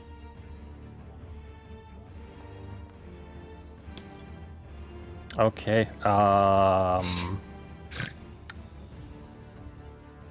Since it's piercing damage, let me fix that real quick. Okay, that's fine. Okay, that's I think 11 or something. Oh no, 10. Okay. Okay. Am I done with the? you thought you could Okay. rapid Just do fire? it. Just do it. We're not doing rapid fire here. Also, describe me meanwhile. How are you sort of trying to use, like, how do you attack with your short sword? Like the motion, sort of, if you could describe to me. Like trying to stab or like slash or, just to know. I was considering it's piercing damage. It probably makes more sense if it's a stabbing motion. Yeah, okay. Yeah. Because swinging a sword and then doing piercing damage makes no sense in my mind. Okay. So. Let's. If you stab, why not? Okay. Anything else? Like for the thing? Nothing I can directly do, I think. Okay. So you manage to stab them with your second attack, and you can definitely see some blood spurting out, through where you kind of stabbed the second time. You managed to sort of go through that thing, and you see suddenly this invisibility fade for a moment before it just vanishes again. For a very moment, you can see that it's this heavy dark leather armor with this hood and sort of like this bandana mask style thing covering their mouth, but you still see that it's this like sort of like a dark elf, like this drow basically, that's kind of just falls backward. Like you can see the moment when it just falls to the ground and then it just vanishes again. Very clear that they are invisible. Okay. Okay. B. So you had the attack against you defended, and you managed to scratch because of that the enemy or whatever it is. Yeah. I would like to swing my sword at the general direction where I saw the blood spill. I will give you a normal attack roll for that. For the first one, at least. Yosh.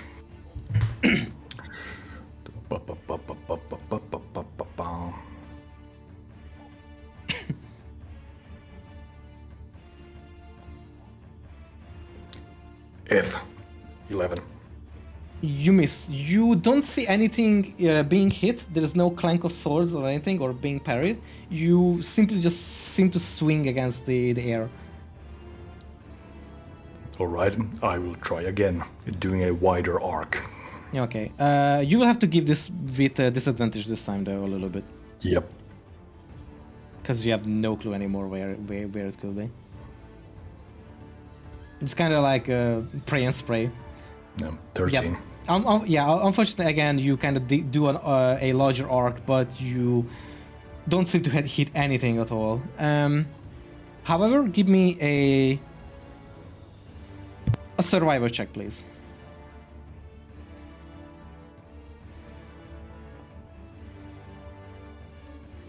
Oh, okay. 20. It sort of catches your eye, and you kind of try to follow things that they very likely have jumped or something previously at you, and they did jump into your defensive attack too. After you swing your sword twice and trying to figure out where they could be, one thing catches your eye where Frederick on the ground beside you, also, like laying on the ground, sort of like trying to keep the bleeding, holding it back with his hands. He also kind of like points upward, and you can see by reacting to it, you also see that the chandelier on the top is actually slightly swinging. That's for it. Angela, to you. What is your next move? Yes. Well, knowing that something just fell like onto my bed, like ass backwards, I'm going to lunge at it and try to grapple on top of it. Okay, you have a clear feel of that they are being there, even though you don't see them. You will actually, if you have to roll for attack, I will give you a bonus 5 for it. I am going to attack because I can use that together with my shield feat to pin them. Okay. Yes. I will just give you the bonus solely because they are technically on you, so you definitely feel them where they are. So, what do I roll? Just give it a +5 situational bonus when you roll for attack. Okay. +5. A 19. Oh wow, you rolled a 4 instead. Okay.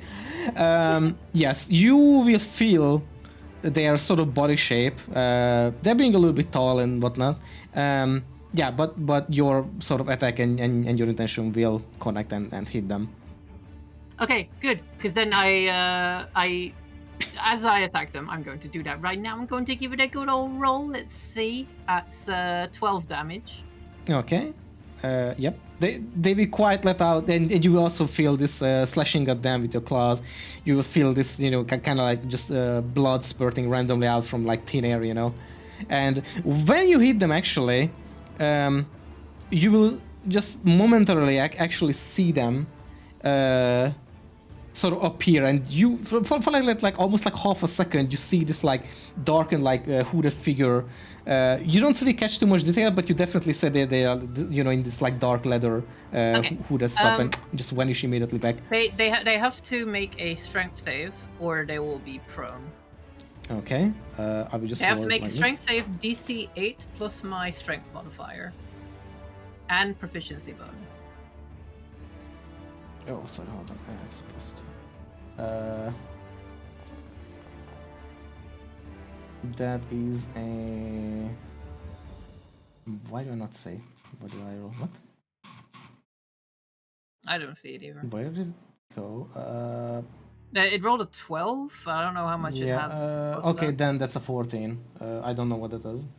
Because it is a +2. Also, you probably need to scroll down on the stream view as well, because you're still showing the survival throw from Augustus. Yeah, I should scroll itself. Yeah, okay.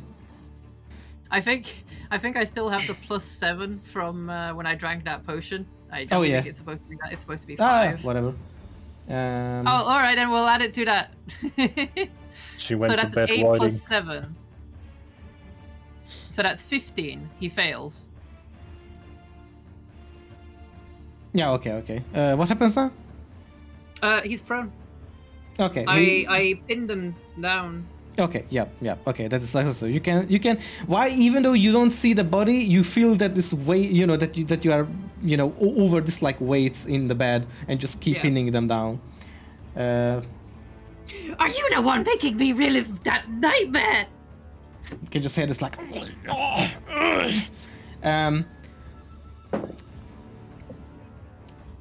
Okay, that's okay. Nothing happens. You can feel a swing against you, but you feel that it misses.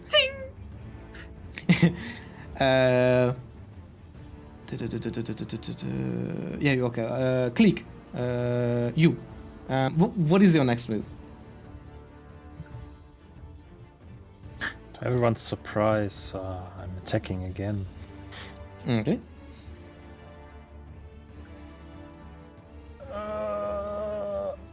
And I have advantage. Sorry, what? I have advantage. Oh, you have? Okay. Yes. What gives Weapon it? mastery. Oh, okay. That's Short fine. move. That's fine. Gives me advantage if I hit someone. Okay, that's fine. The next time I take.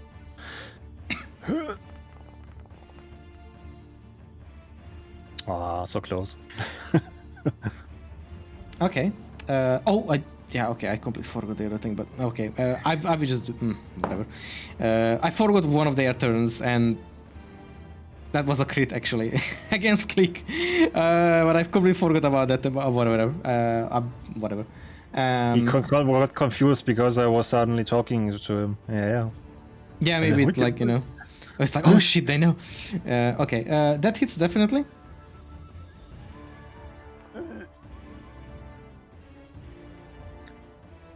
All right.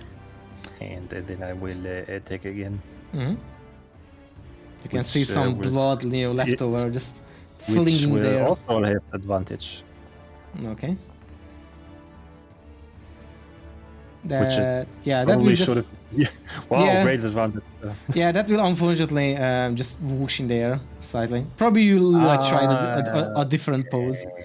Or sort of, but maybe you like try to stab again, you know, and then like the second stab slightly went like 5 centimeters to the side, like in between the armpit and like, you know, the arm and whatnot. But like very cartoonishly. Considering I hit him anyways, let me just read this really quick. What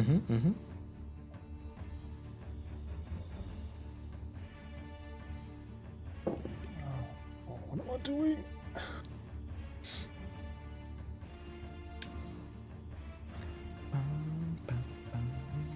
Well, fuck it.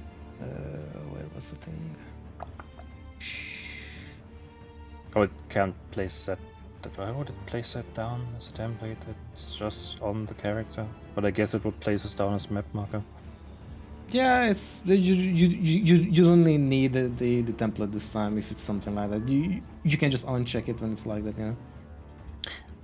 Well, as my bonus action, I'm using Ensnaring Strike, and the guy has to do strength saving throw. Strength saving throw? Yes. Oh.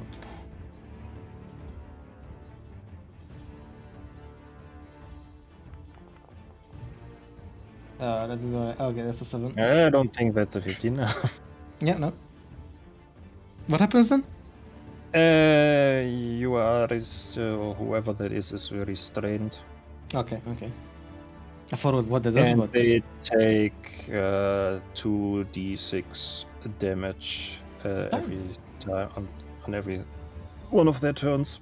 okay. Unless they try to break out of the restraint. Okay. So no moving and no attacking. Oh, well, you can attack, but you have disadvantage. Okay, that's fine. Okay. Augustus, what is your next move? Having shot and the room being kind of lit, and the whatever it is that got blinded is kind of still hopefully on the ground. Since I can't shoot it, I would use Thunder Wave. Okay, sure. And instead, I will basically take half the room, and everything in that general direction just gets fucking pushed into the wall. Okay. So I'm using Thunder Wave, and you know what? I'm going to use a second level slot. Is there any DC save to like dodge half the damage or something? There is a so there is a DC save of 15, and it's a Constitution saving throw. On a failed save, the creature takes 2d8 and is pushed 10 feet away. On a successful, the creature takes half as much and damage only. Okay, hold on. So I will cast it. Bam. Oh shit, not like that. Honestly, I need to stop watching the D&D shorts because Thunderwave has been ruined for me with one of the latest deck shorts.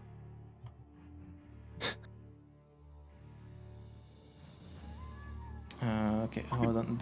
This is a saving throw. I'm gonna do it like this now. Or normal. Hold on, maybe I can do it like this. I'm gonna check if there's anything. Yeah, there is the DC save there. Did you Yeah, just roll? it's Constitution. Okay, I thought it was DC. It's Constitution, text. that's it. Okay. Yeah. Okay. No, so this Yes, you have to read the Constitution. Oh, fuck off. Those are good rolls. Damn. Okay, so it will take half damage in the end? Yeah. Okay, but And it that still gets heated. is- No, it only takes the damage now. Oh, it only takes the damage? Okay. The creature takes half as much damage only. Wait, hold on. I mean, I'm not sure. Hold on, let me read your thing. On a failed save, a creature takes per and is pushed. On a successful save, a creature takes half as much damage only. Only. Okay, so it just takes half damage and doesn't get pushed. Yeah, then so we don't need to because half damage, If, yeah. if it's worded like that, yeah, okay. Wait, it's but why did it do level 1? Okay, it did level 1. I still have level 2 spell slot, fuck it. Now you can just swap out by clicking the things. It's whatever. I cast it again! And this time it's level 2. No, I mean you can just click the like spell slot little triangle thingies or whatever they are. And I'll they just leave it. You know. I'll just leave it. Whatever. It is what it is. It took like 13, so it's like, what, 7 damage? 6 damage. 6 damage. Not a lot. It seems to Well, swear yeah. up the dust. Okay, a little bit probably. Well, not so much dust, obviously, because it was just cleaned recently anyway. Okay, well that happened, but okay. So as you kind of like burst everything away from in front of you, you do see that a lot of like some of the dust, some parts of the whatever you had in the room is being kind of like halted on this invisible body. So you have a more clear way of seeing this whatever it is. But you can see that it actually dude, holy shit. You can see that the body stands up and the things fall off, and you can see the footsteps in this debris and everything that you now caused just rushing for the door. For the door? Yeah. Oh no, you don't. You have one more action to do if you wish to. Does Augustus have furniture in his room? A couple. I mean, it's been recently refurnished. How much of it is unsecure? Yeah, they have to nail down everything after this. Because if everything in the cube of the attack is getting pushed 10 feet away, so I'm not sure if the door is still accessible. I'm just adding that for that effect. I mean, no. I believe that if there's a bed, door on the left, the guys on the right, I basically just pushed it. That doesn't matter. Okay, seeing the footsteps, I will instead snap my fingers and cast Shatter in front of, well, basically where it's going. Worst case scenario, I will cast Shatter right inside the guy. Or gal, or whatever the fuck it is. Like, no, you don't! That's a Constitution saving throw as well, by the way. Okay. Let me, hold on. Oh, fuck. I lost the thing.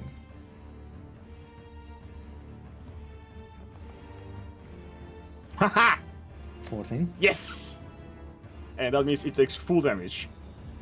Which is probably gonna be not a lot. Oh my god, 1, 2, and 6. Are you fucking serious? Oh, Jesus. Shatter. What else it does? Okay. Thunder damage. Offensive. Before chaos attack. Okay. Alright, yeah, it takes. I should Okay. have just fucking thing. Okay, it just takes 9 damage and that's it. Yeah, okay, that's fine. God damn it. You will see that right after you kind of Shatter is like a ranged thing that you just cast at like a specific location. Okay. Yeah. Once that happens and that hits, you see the sort of very much the impression of them falling again onto the ground, and I will leave it there. So they are in the door for you right now. You can see them, or not see them, but very much understand that they are in the doorway. You have understanding of that. Okay. B. What is your next next move? I will swing toward the chandelier. Okay. How do you reach it?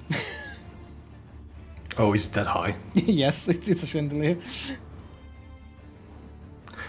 Well, my sword is like almost my size. Does that not give me enough reach toward the chandelier?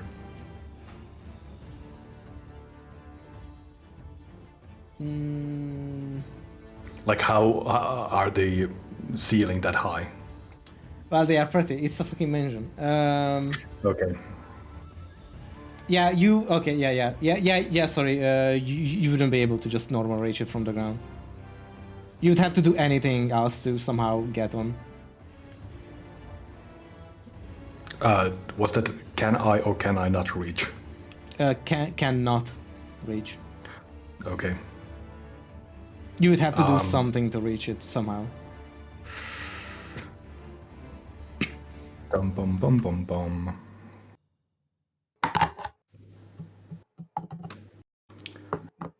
I will throw a brick toward the chandelier.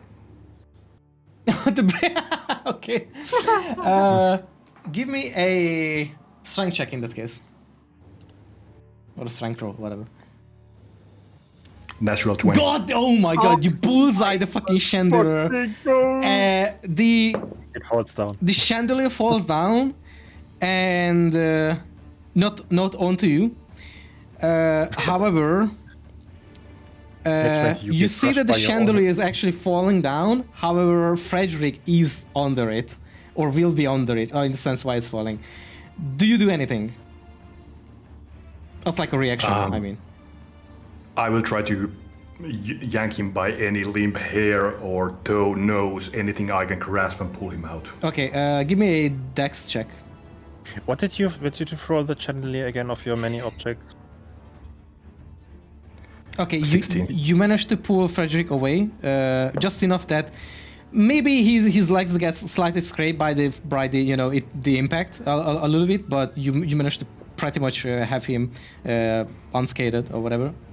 If this was spell song would be dead or used as a shield right now. Did you throw the knob or the brick? I'm not sure. Brick. Okay, I was just wondering, considering you throw a brick at the chandelier and the brick would have to come down as well. Could the brick possibly hit Frederick in such a way that it knocks him out of the You impaled that brick into the ceiling, basically. Or like, it's just stuck in there and just like a memory for now. The brick hit the random farmer 3 towns over. Actually. Sorry. Okay. I will just go with this because there's no way this is so coincidental. The brick actually just kind of pops out of the ceiling, and you can see that whatever was on the chandelier when it landed, it also lands in the air, like in between the chandelier and on this like minimal air. It just sometimes lands on something like pull, and it's like and then you can hear this like someone falling back to the ground, like backward. You have a very clear idea that the brick fell back and landed on possibly on their head because they made a noise like that, and they just fell off from the broken chandelier on the floor. Thank you, brick. It would be more disturbing if the brick didn't fall back to the ground, but the brick is just stuck in midair and it just made a weird sloshy noise before it landed where it currently is. The brick fades out, like you see the silhouette fade into the background of the scene, and it's just like, see you, space cowboy. The brick holds up his arm and gives a thumb up as it sinks into the skull. You still have one action to do if you wish to do anything. I will swing my sword where I saw that there is something. Okay, give me a normal hit roll.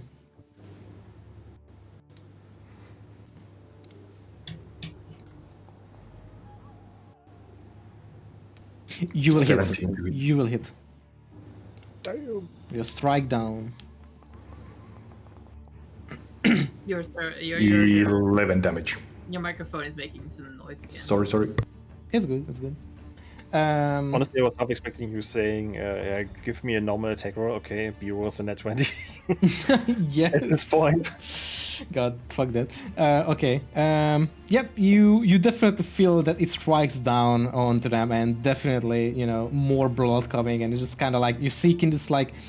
When you strike them, for a moment, you too see again, or you see this same figure that you've seen before that you killed first. It's basically this like a dark elf, this drow. For a moment, when you strike down, it just like vanishes. Actually, Sorry, yeah. Actually, they don't vanish back. They actually reveal themselves. And you see that they're unconscious. And what happens next while this goes on?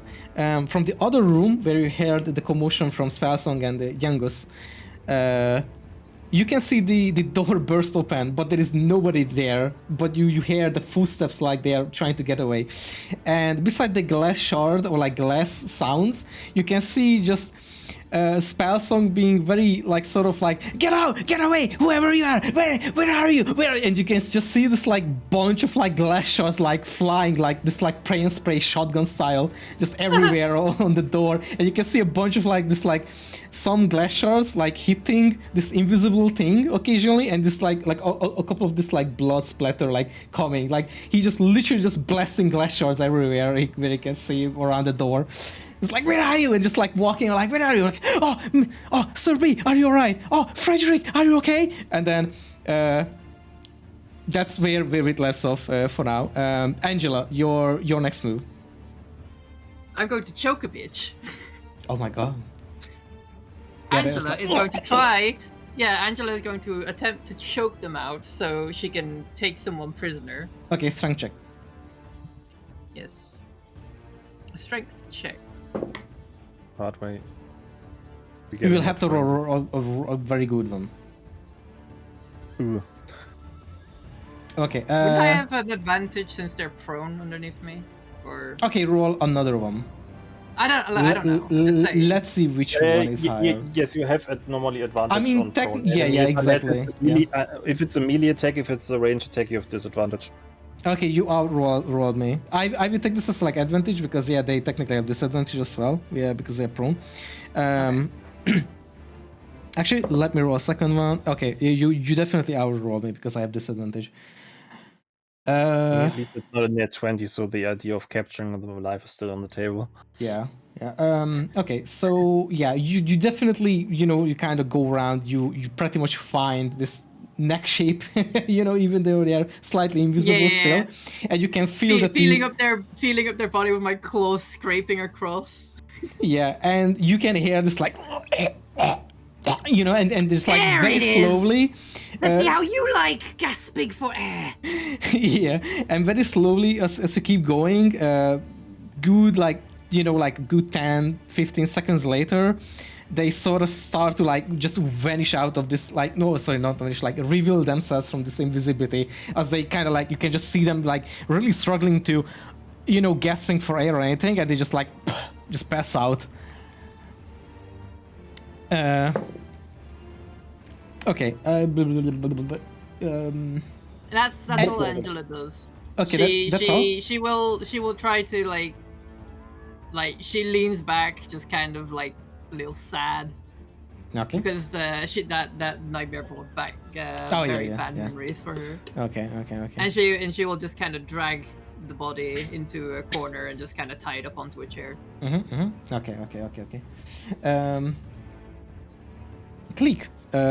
What is your next move? They are apparently ensnared now, or whatever. What do I have to roll for when it starts or something? How does it work again? You roll a strength check against my spell DC, which is a 15. Okay, 1 second. Strength check? But Strength yes. saving throw?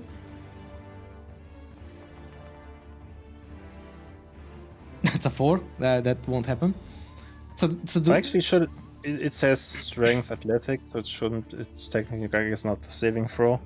I don't have skills on NPCs, so it's gonna be a strength check. Skill issue.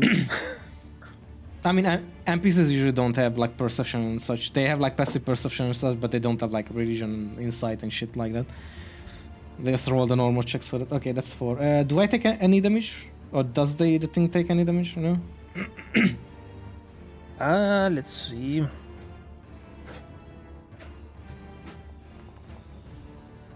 What do we get? I don't like the one. It's piercing damage. I can reroll it. Well, and now it's a 2, so it's 4 instead of 3. Damn.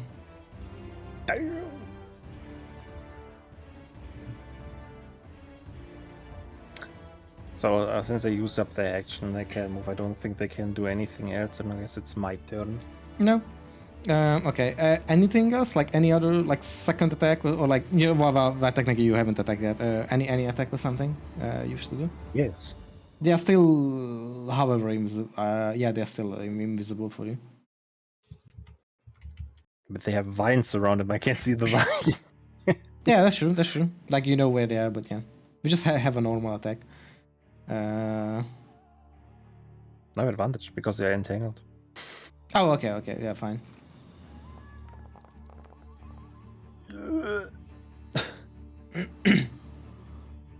I don't think that hits. Yeah, that unfortunately won't be on that. Maybe they are like wiggling while invisible, you know, and just like, ha, try to hit me.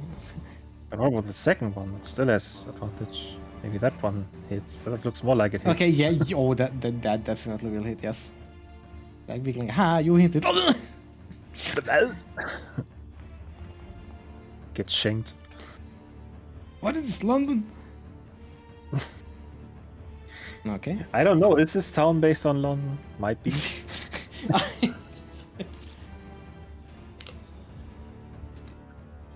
Not sure how much London is in danger of exploding or has dragons underneath it. Who knows? So many current. So I guess the guy person is still alive then. Yeah. Sorry. Okay. Noble. Okay, Jordan Busher. I'm just checking if it's useless or not. Okay. You stab, you know, two times, London style. The first one sort of misses and kind of like probably dodges out. On the second one, you pretty much stab it quite in vital organs. Somehow you managed to do that while they entangled, and while you, I will say that you stab them around somewhere the chest area. They die. You can see the blood just, you know, like rolling down on your short sword as well, and they're, you know, they like revealed as well. But with that moment as well, you don't notice that when you stab them, something falls off of them, and when you glance at it for a moment, you can see that it's this. Is this? Can you give me a intelligence check, please?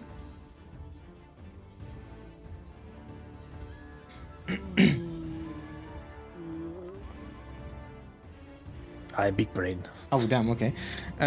You pretty much remember you've seen this before. It's the same thing that big fella, that like one-armed stranger flicked at the four of you previously, a couple of days ago. This dark, very much black, dragon-like scale with this like golden patches on it. And it seems to be like that they wore it like some sort of necklace style thing on them. As you sort of cut it on the side, as you stab it and just falls to the ground as well, with them dead. Revealing themselves to be this hooded drow indeed. But now dead. Okay. I'm assuming, can I sort of tell if there's another invisible person in my room? Give me a perception check.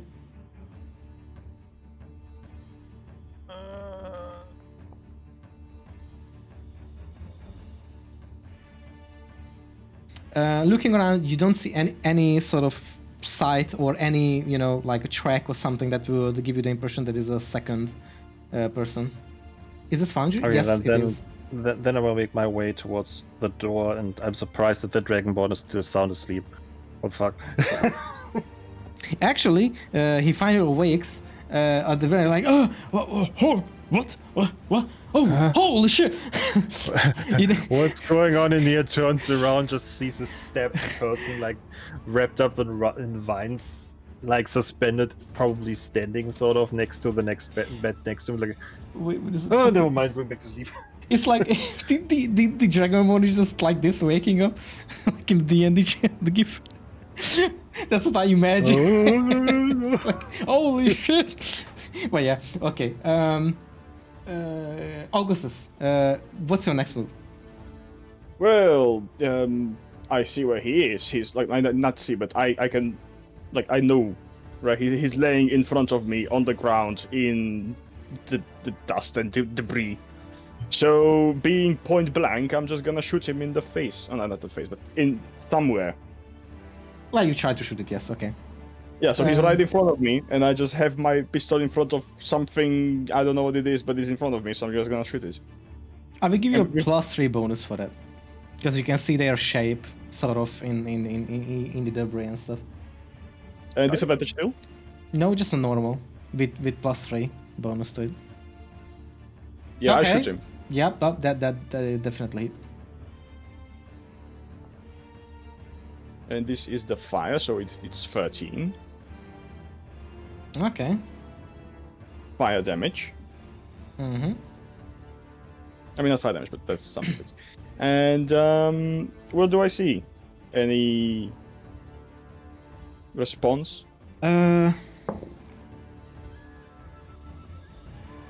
You see them sort of like you definitely see that where a shot they just groan immediately like you know where it hits. You don't have really a clear idea where it hits, but you definitely see some blood, you know, just like just pop out from there immediately and kind of splatters onto the ground back. You give me a perception check. Sure. 19. Oh damn, okay. You can see their literal like this glowed handprint, and they are like legs, like the knee, like they're on the ground. You can see them that they're crawling very fast, like trying to like just speed crawl away basically from you. Okay. Can you, if you're invisible, can you stop being invisible if you want to? I'm asking out of the game. Is that possible? With certain spells, yes. Oh, It so they usually can't dep- just go and not be invisible now. They don't have a It choice. usually depends on what spell or ability gives Yeah, the it's- invisibility yeah. that determines what the conditions are for the invisibility. to If it's a turn off. concentration, then technically damage will break it, but this is not. Aha. But I'm not gonna, you know, Okay, so since disclose it's too not- much details. Yeah, fair enough. I just want to like in universe if that works. But for example, you have, you know, like spells that would technically just, you know, see invisibility and you would just immediately see them, for example. If you would have just ask the person that exact thing and confuse them with it. I mean, I am going to step up towards this crawling thing as I see the line of blood as they keep crawling, and I'm going to tell them to stop and reveal themselves because they are already dead, and the only way they can maybe survive is if they do listen to what I'm trying to say. I like to listen to what they are being told. They are crawling away. Can you give me a intimidation check? Sure. 21. Fuck. 23. Okay. They stop, but they don't reveal themselves. But you see that they stop there and they're motionless, and you can just hear this like very bitter, like, you know, like this groaning from both pain and just, you know, just annoyance. Speak. Who are you? Why are you here?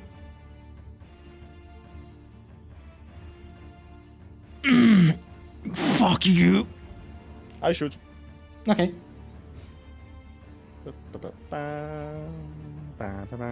is the necrotic one.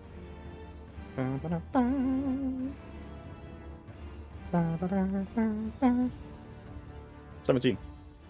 Okay, that hits. Roll for damage, good.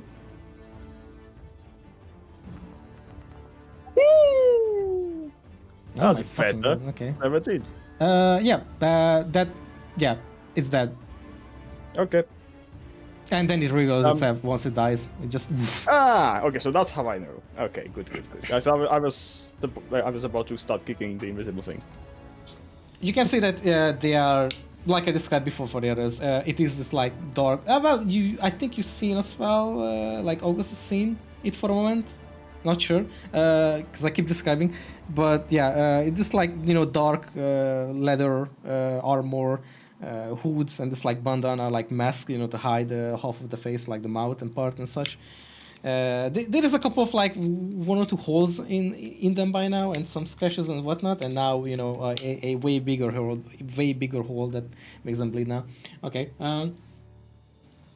To speed up the things, Augustus. I run away B. towards anyone. Sorry.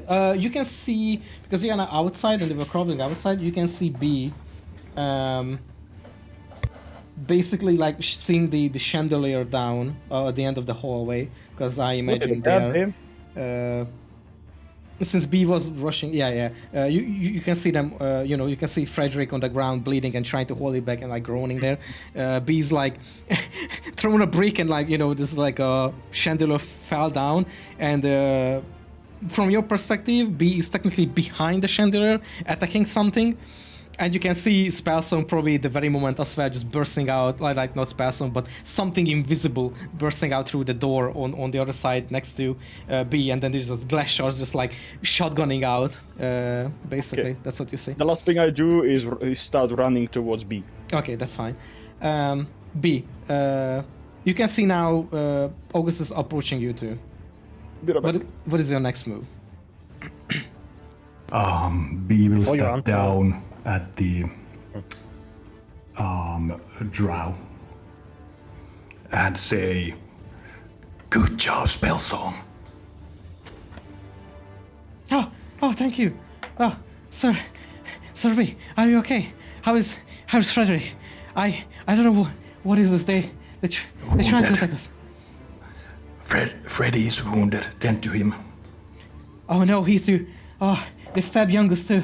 Oh, I have to hold on. I will try to carry Frederick next to Youngus and try to treat both of them.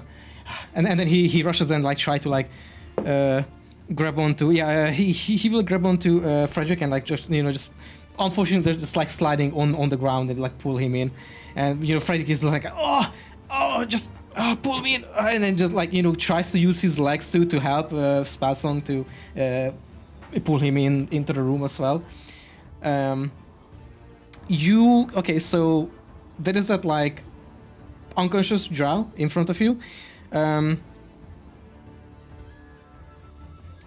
was another one that just escaped. You can clearly see that there is it's sort of huddled over, it's kind of like struggling. There is a bunch of glass shards in this invisible being that is sort of next to you, slightly. Not, you know, you will have to walk up to it, but it's kind of next to you, close. I would like to walk up to it and stab it. Okay. You have just a normal, because you can very clearly, because of the glass shards, see them. So it's just a normal attack roll.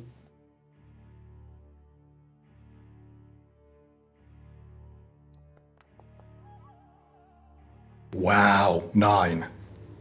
Okay, even if I want to, yeah. Okay, So while you strike them down, they still, you can see that they turn around and they just like try to parry you. It's just like clang clang against like double daggers, and just like still defending themselves. But you can clearly see this invisible thing, and like from where the glass shards end, they just like keep, you know, blood pouring down slowly on this thing, revealing, not really revealing, but like very much, you know, giving it more shape, because it then goes. What is your next move on it? Another attack. Okay. That will hit, definitely.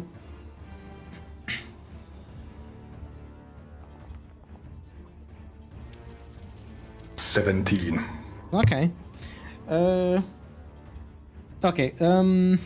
How do you kill it? Just turn the sword like kind of like upside down and stab down. But just to quickly finish. Oh, that would be weird to put it together with the video now. But whatever. Yeah, we only got the last part, as it B swung down his sword and then it killed the session. Yeah. Damn it, Bree, you hit the router. You killed God. Yeah. Yeah. You murdered the narrator. Okay, we are back regardless. You stepped the wrong invisible guy. That was the narrator that was following us, who was telling us all these things, and you killed them. Okay. Phew, God, I could Oh so god, freaking... oh man. Yeah. Okay. Oh, God. Oh shit! Hold on. Where was I? Sorry, I was just running around like checking things. Lee was stepping down. Was the last Yes. part I heard. And the void. So as B steps down, did I say, did you guys say that it like reveals itself, because the invisibility goes away, or was it not in it? I think the last part was literally he steps down and after the end it just... Oh, okay.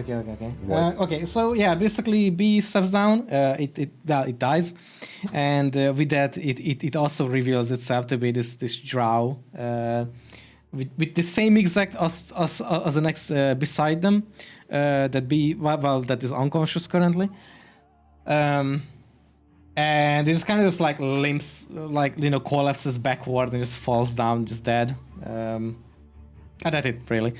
While Spellsong is like still, like just pulling Frederick in to treat Yangus, while he's also like going like, oh Spellsong, help! Oh, it hurts. So they like both tries to rush around to try to find something. Spellsong seeing that one dead and one passed out, and Augustus is also like now approaching them. Not too confidently, but thinks that it's slightly safer to quickly run for like some medical aid, to catch something or find something, and just runs downstairs as well. Okay. Back to Angela. So the thing passed out. Yeah. What is your next thing to do, or if you wish? Well, I'm going to, after securing the drow on this chair, Mm-hmm. I am going to be bursting out of the room and see if there's what else is happening around me. So you go. So you go outside to check. Yeah. Okay. Yeah. You can hear the commotion from downstairs. There is one more level that you have to go down. Once reaching there, you immediately pretty much bump into this like dead drow on, huddled next to the wall, or like fell backward next to the wall. There's like one unconscious with like the chandelier down. B is next to it, and you can see Spellsong like just rushing away, just trying to find medical stuff. Meanwhile, so just catch Spellsong like rushing downstairs, trying to find something to treat the other two with as well. Yeah, that's basically the thing you see, and you can also see Augustus like rushing toward B and to your direction in a sense at this moment.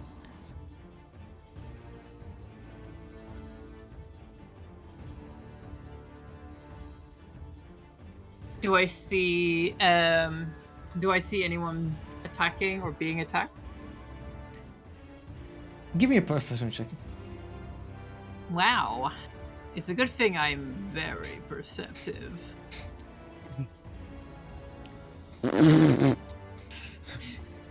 That almost landed on a 1. Very perceptive. I'm very perceptive. I This rolled is a the 10. second or the third floor? Okay. With a 10. You hear noises. You can't really figure out what, but it is coming from around you. But it's not B, it's not Frederick and Youngus. Why are they groaning? It's neither seems to be coming from Augustus. It's something different, but it's around somewhere, like your sort of location right now on that level. Okay. You know what?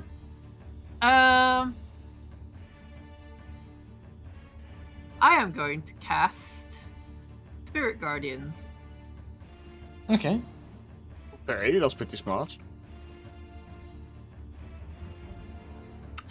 Let's have them take necrotic damage. Alright, so if anyone is around me in a direct circle of 15 feet, they would need to make a DC 14 saving throw. Okay. You see that one drow gets or like sort of temporarily revealed when you cast this, and they just like swirl around you. And what you see is that they get hit. Can you roll for damage for a moment? Because Yes, I can roll they for do get damage. hit by it. Oh. Hold on, I think it just cancelled itself.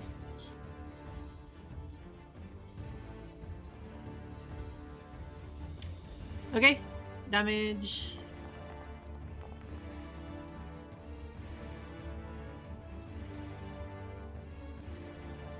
Oh right, I need to roll the radiant as well. Oh yeah, it's probably just have to. Wow. Okay, necrotic is okay. So it's standard. Okay, that's fine. So yeah, okay. You can see that they slightly get revealed, and you do hit them with this like swirly necrotic thing around you.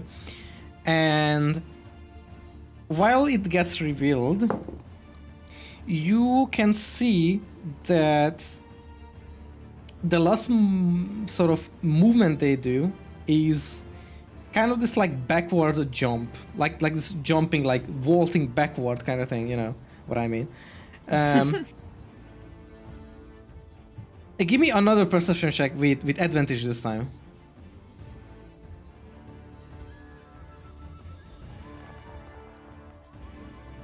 Wow, 214, the same as this. Okay, okay.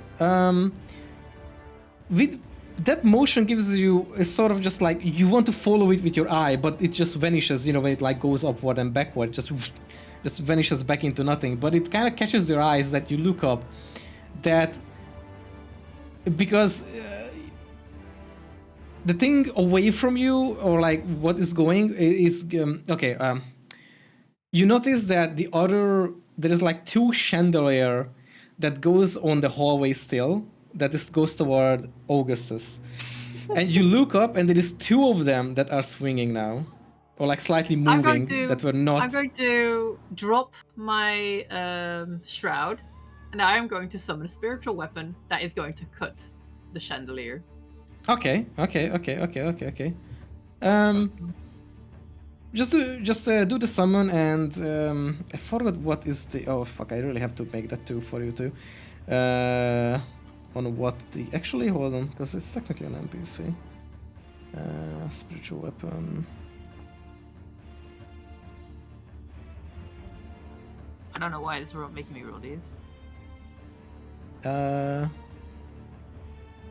So if you go into the actor thing in the menu, you know that like little human, there is a folder called For Angel. Yeah. Should be stable. There's a spiritual weapon. If you open that, you will have in its features a spiritual weapon attack, and you can just press that, because I made that last time for you. So you can. So it's like easier to handle that stupid weapon attack instead of keeping it in mind. Okay. 21. Yeah. Okay. That will definitely hit the chain of the chandelier. Yeah. Okay. So. You see that the weapon hits the chandelier and just cuts off the chain, and it immediately starts to plummet down.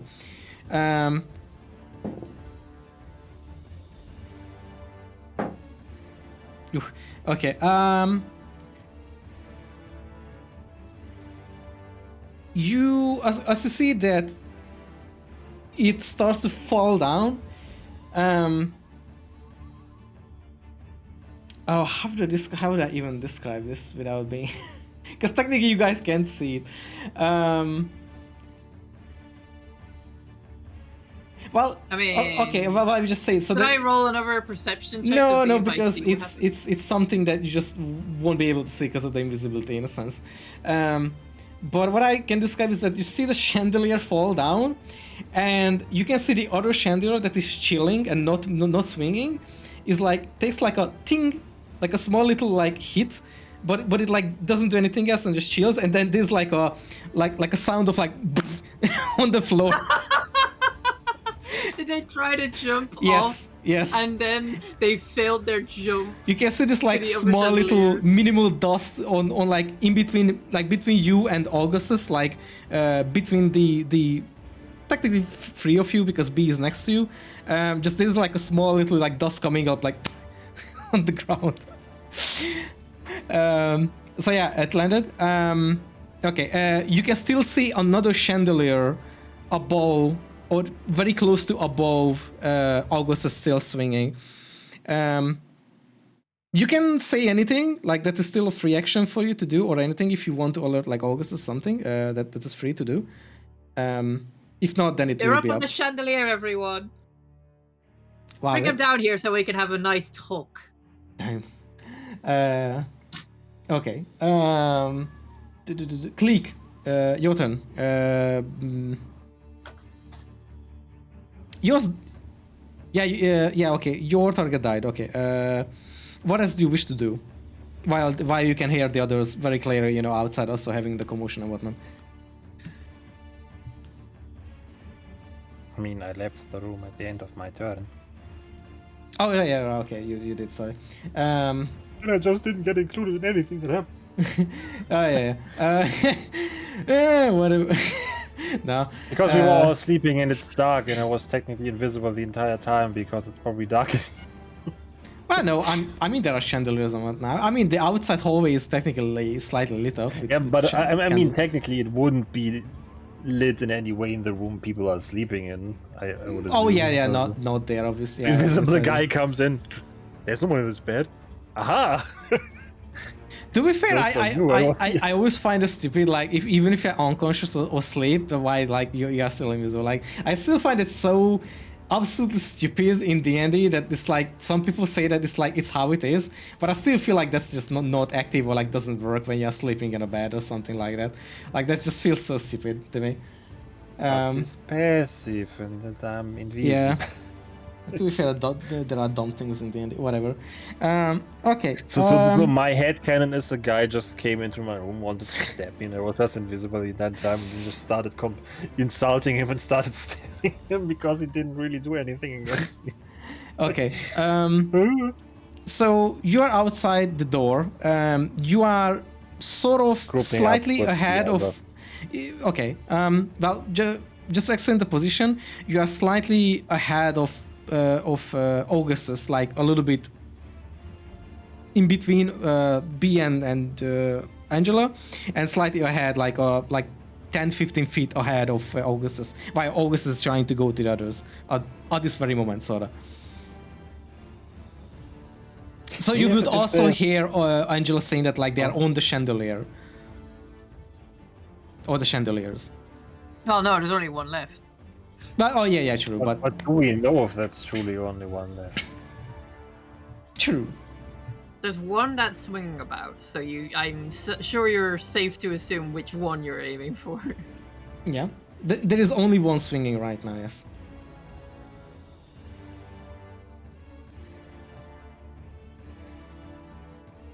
What do you do?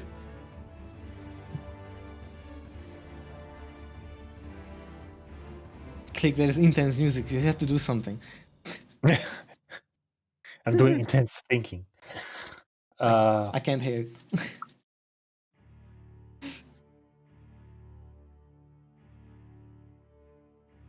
You can shoot down the chandelier or whatever. I mean, they are all just new and just spend the money on it, whatever. Nobody cares.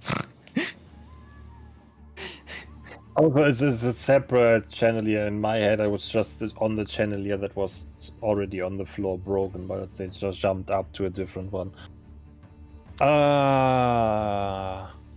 In that case, I pull out my bow and attempt to shoot the chandelier down. Okay, give me just an attack roll.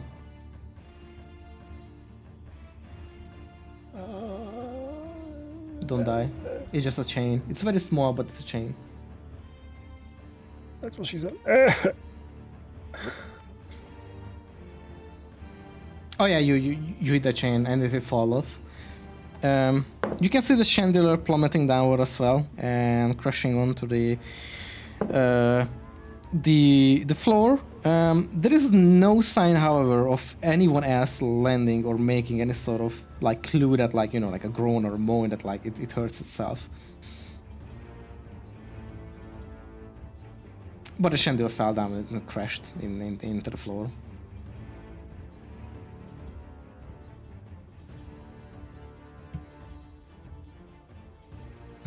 What should I we do guess next? they weren't on the chandelier. Maybe they were. Maybe they aren't now.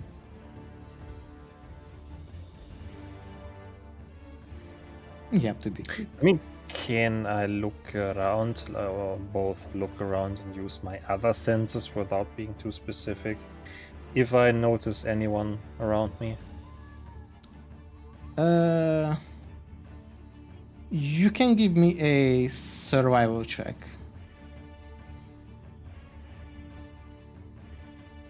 That's the only way I can help you. 25. God damn, okay. uh,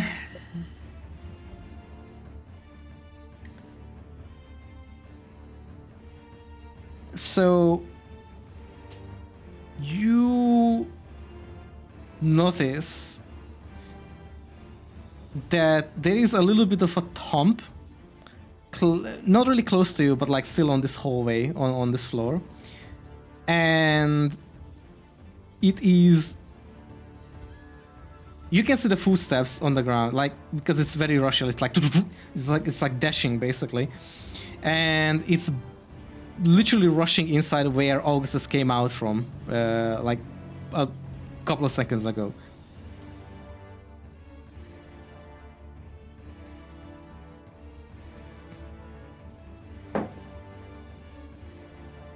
What you do?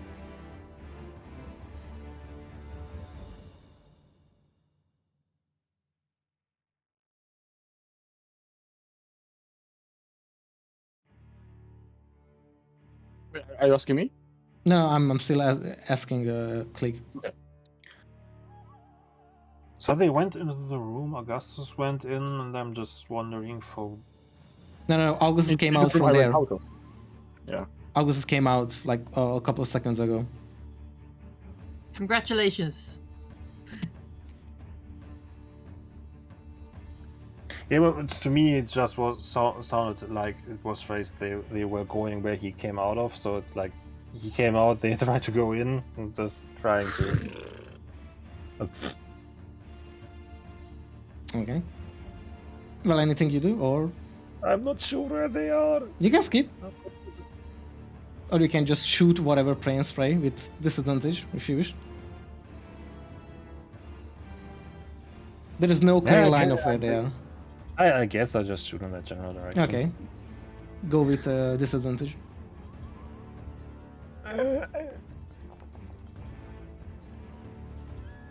Yep, that miss. You can just see like Augustus coming, like just shooting beside Augustus, like, oh, what the fuck. I was like, Which gives him PTSD because he just had a dream about that.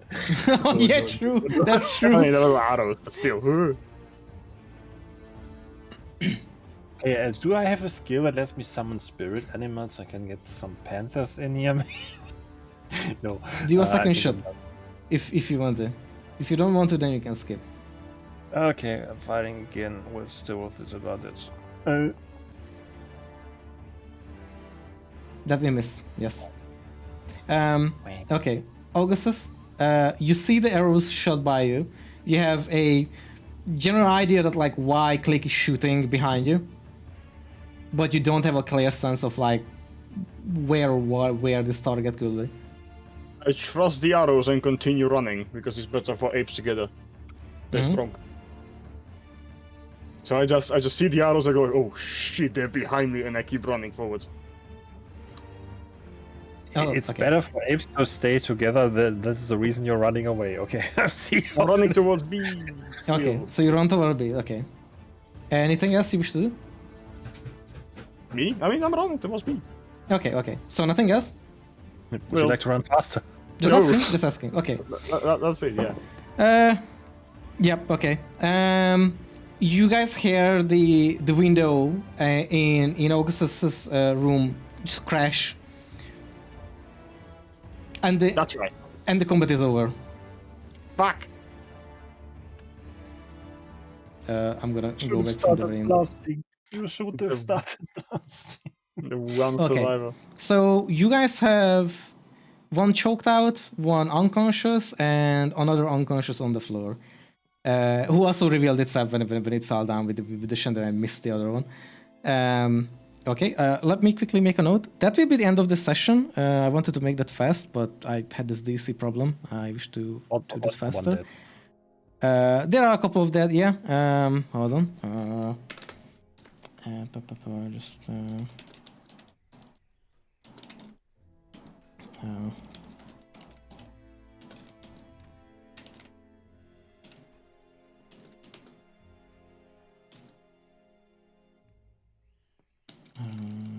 Insured. Oh, insured. Okay.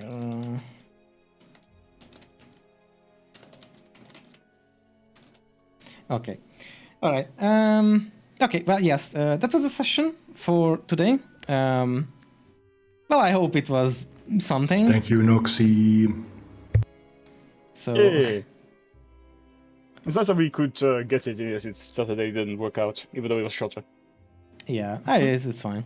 To be fair, I just wanted some catch up, but because we finished very fast with like that part, yeah, it kind of, yeah, whatever. It just came out like this. By the way, do you guys wanna continue normally on Saturday or? Yeah.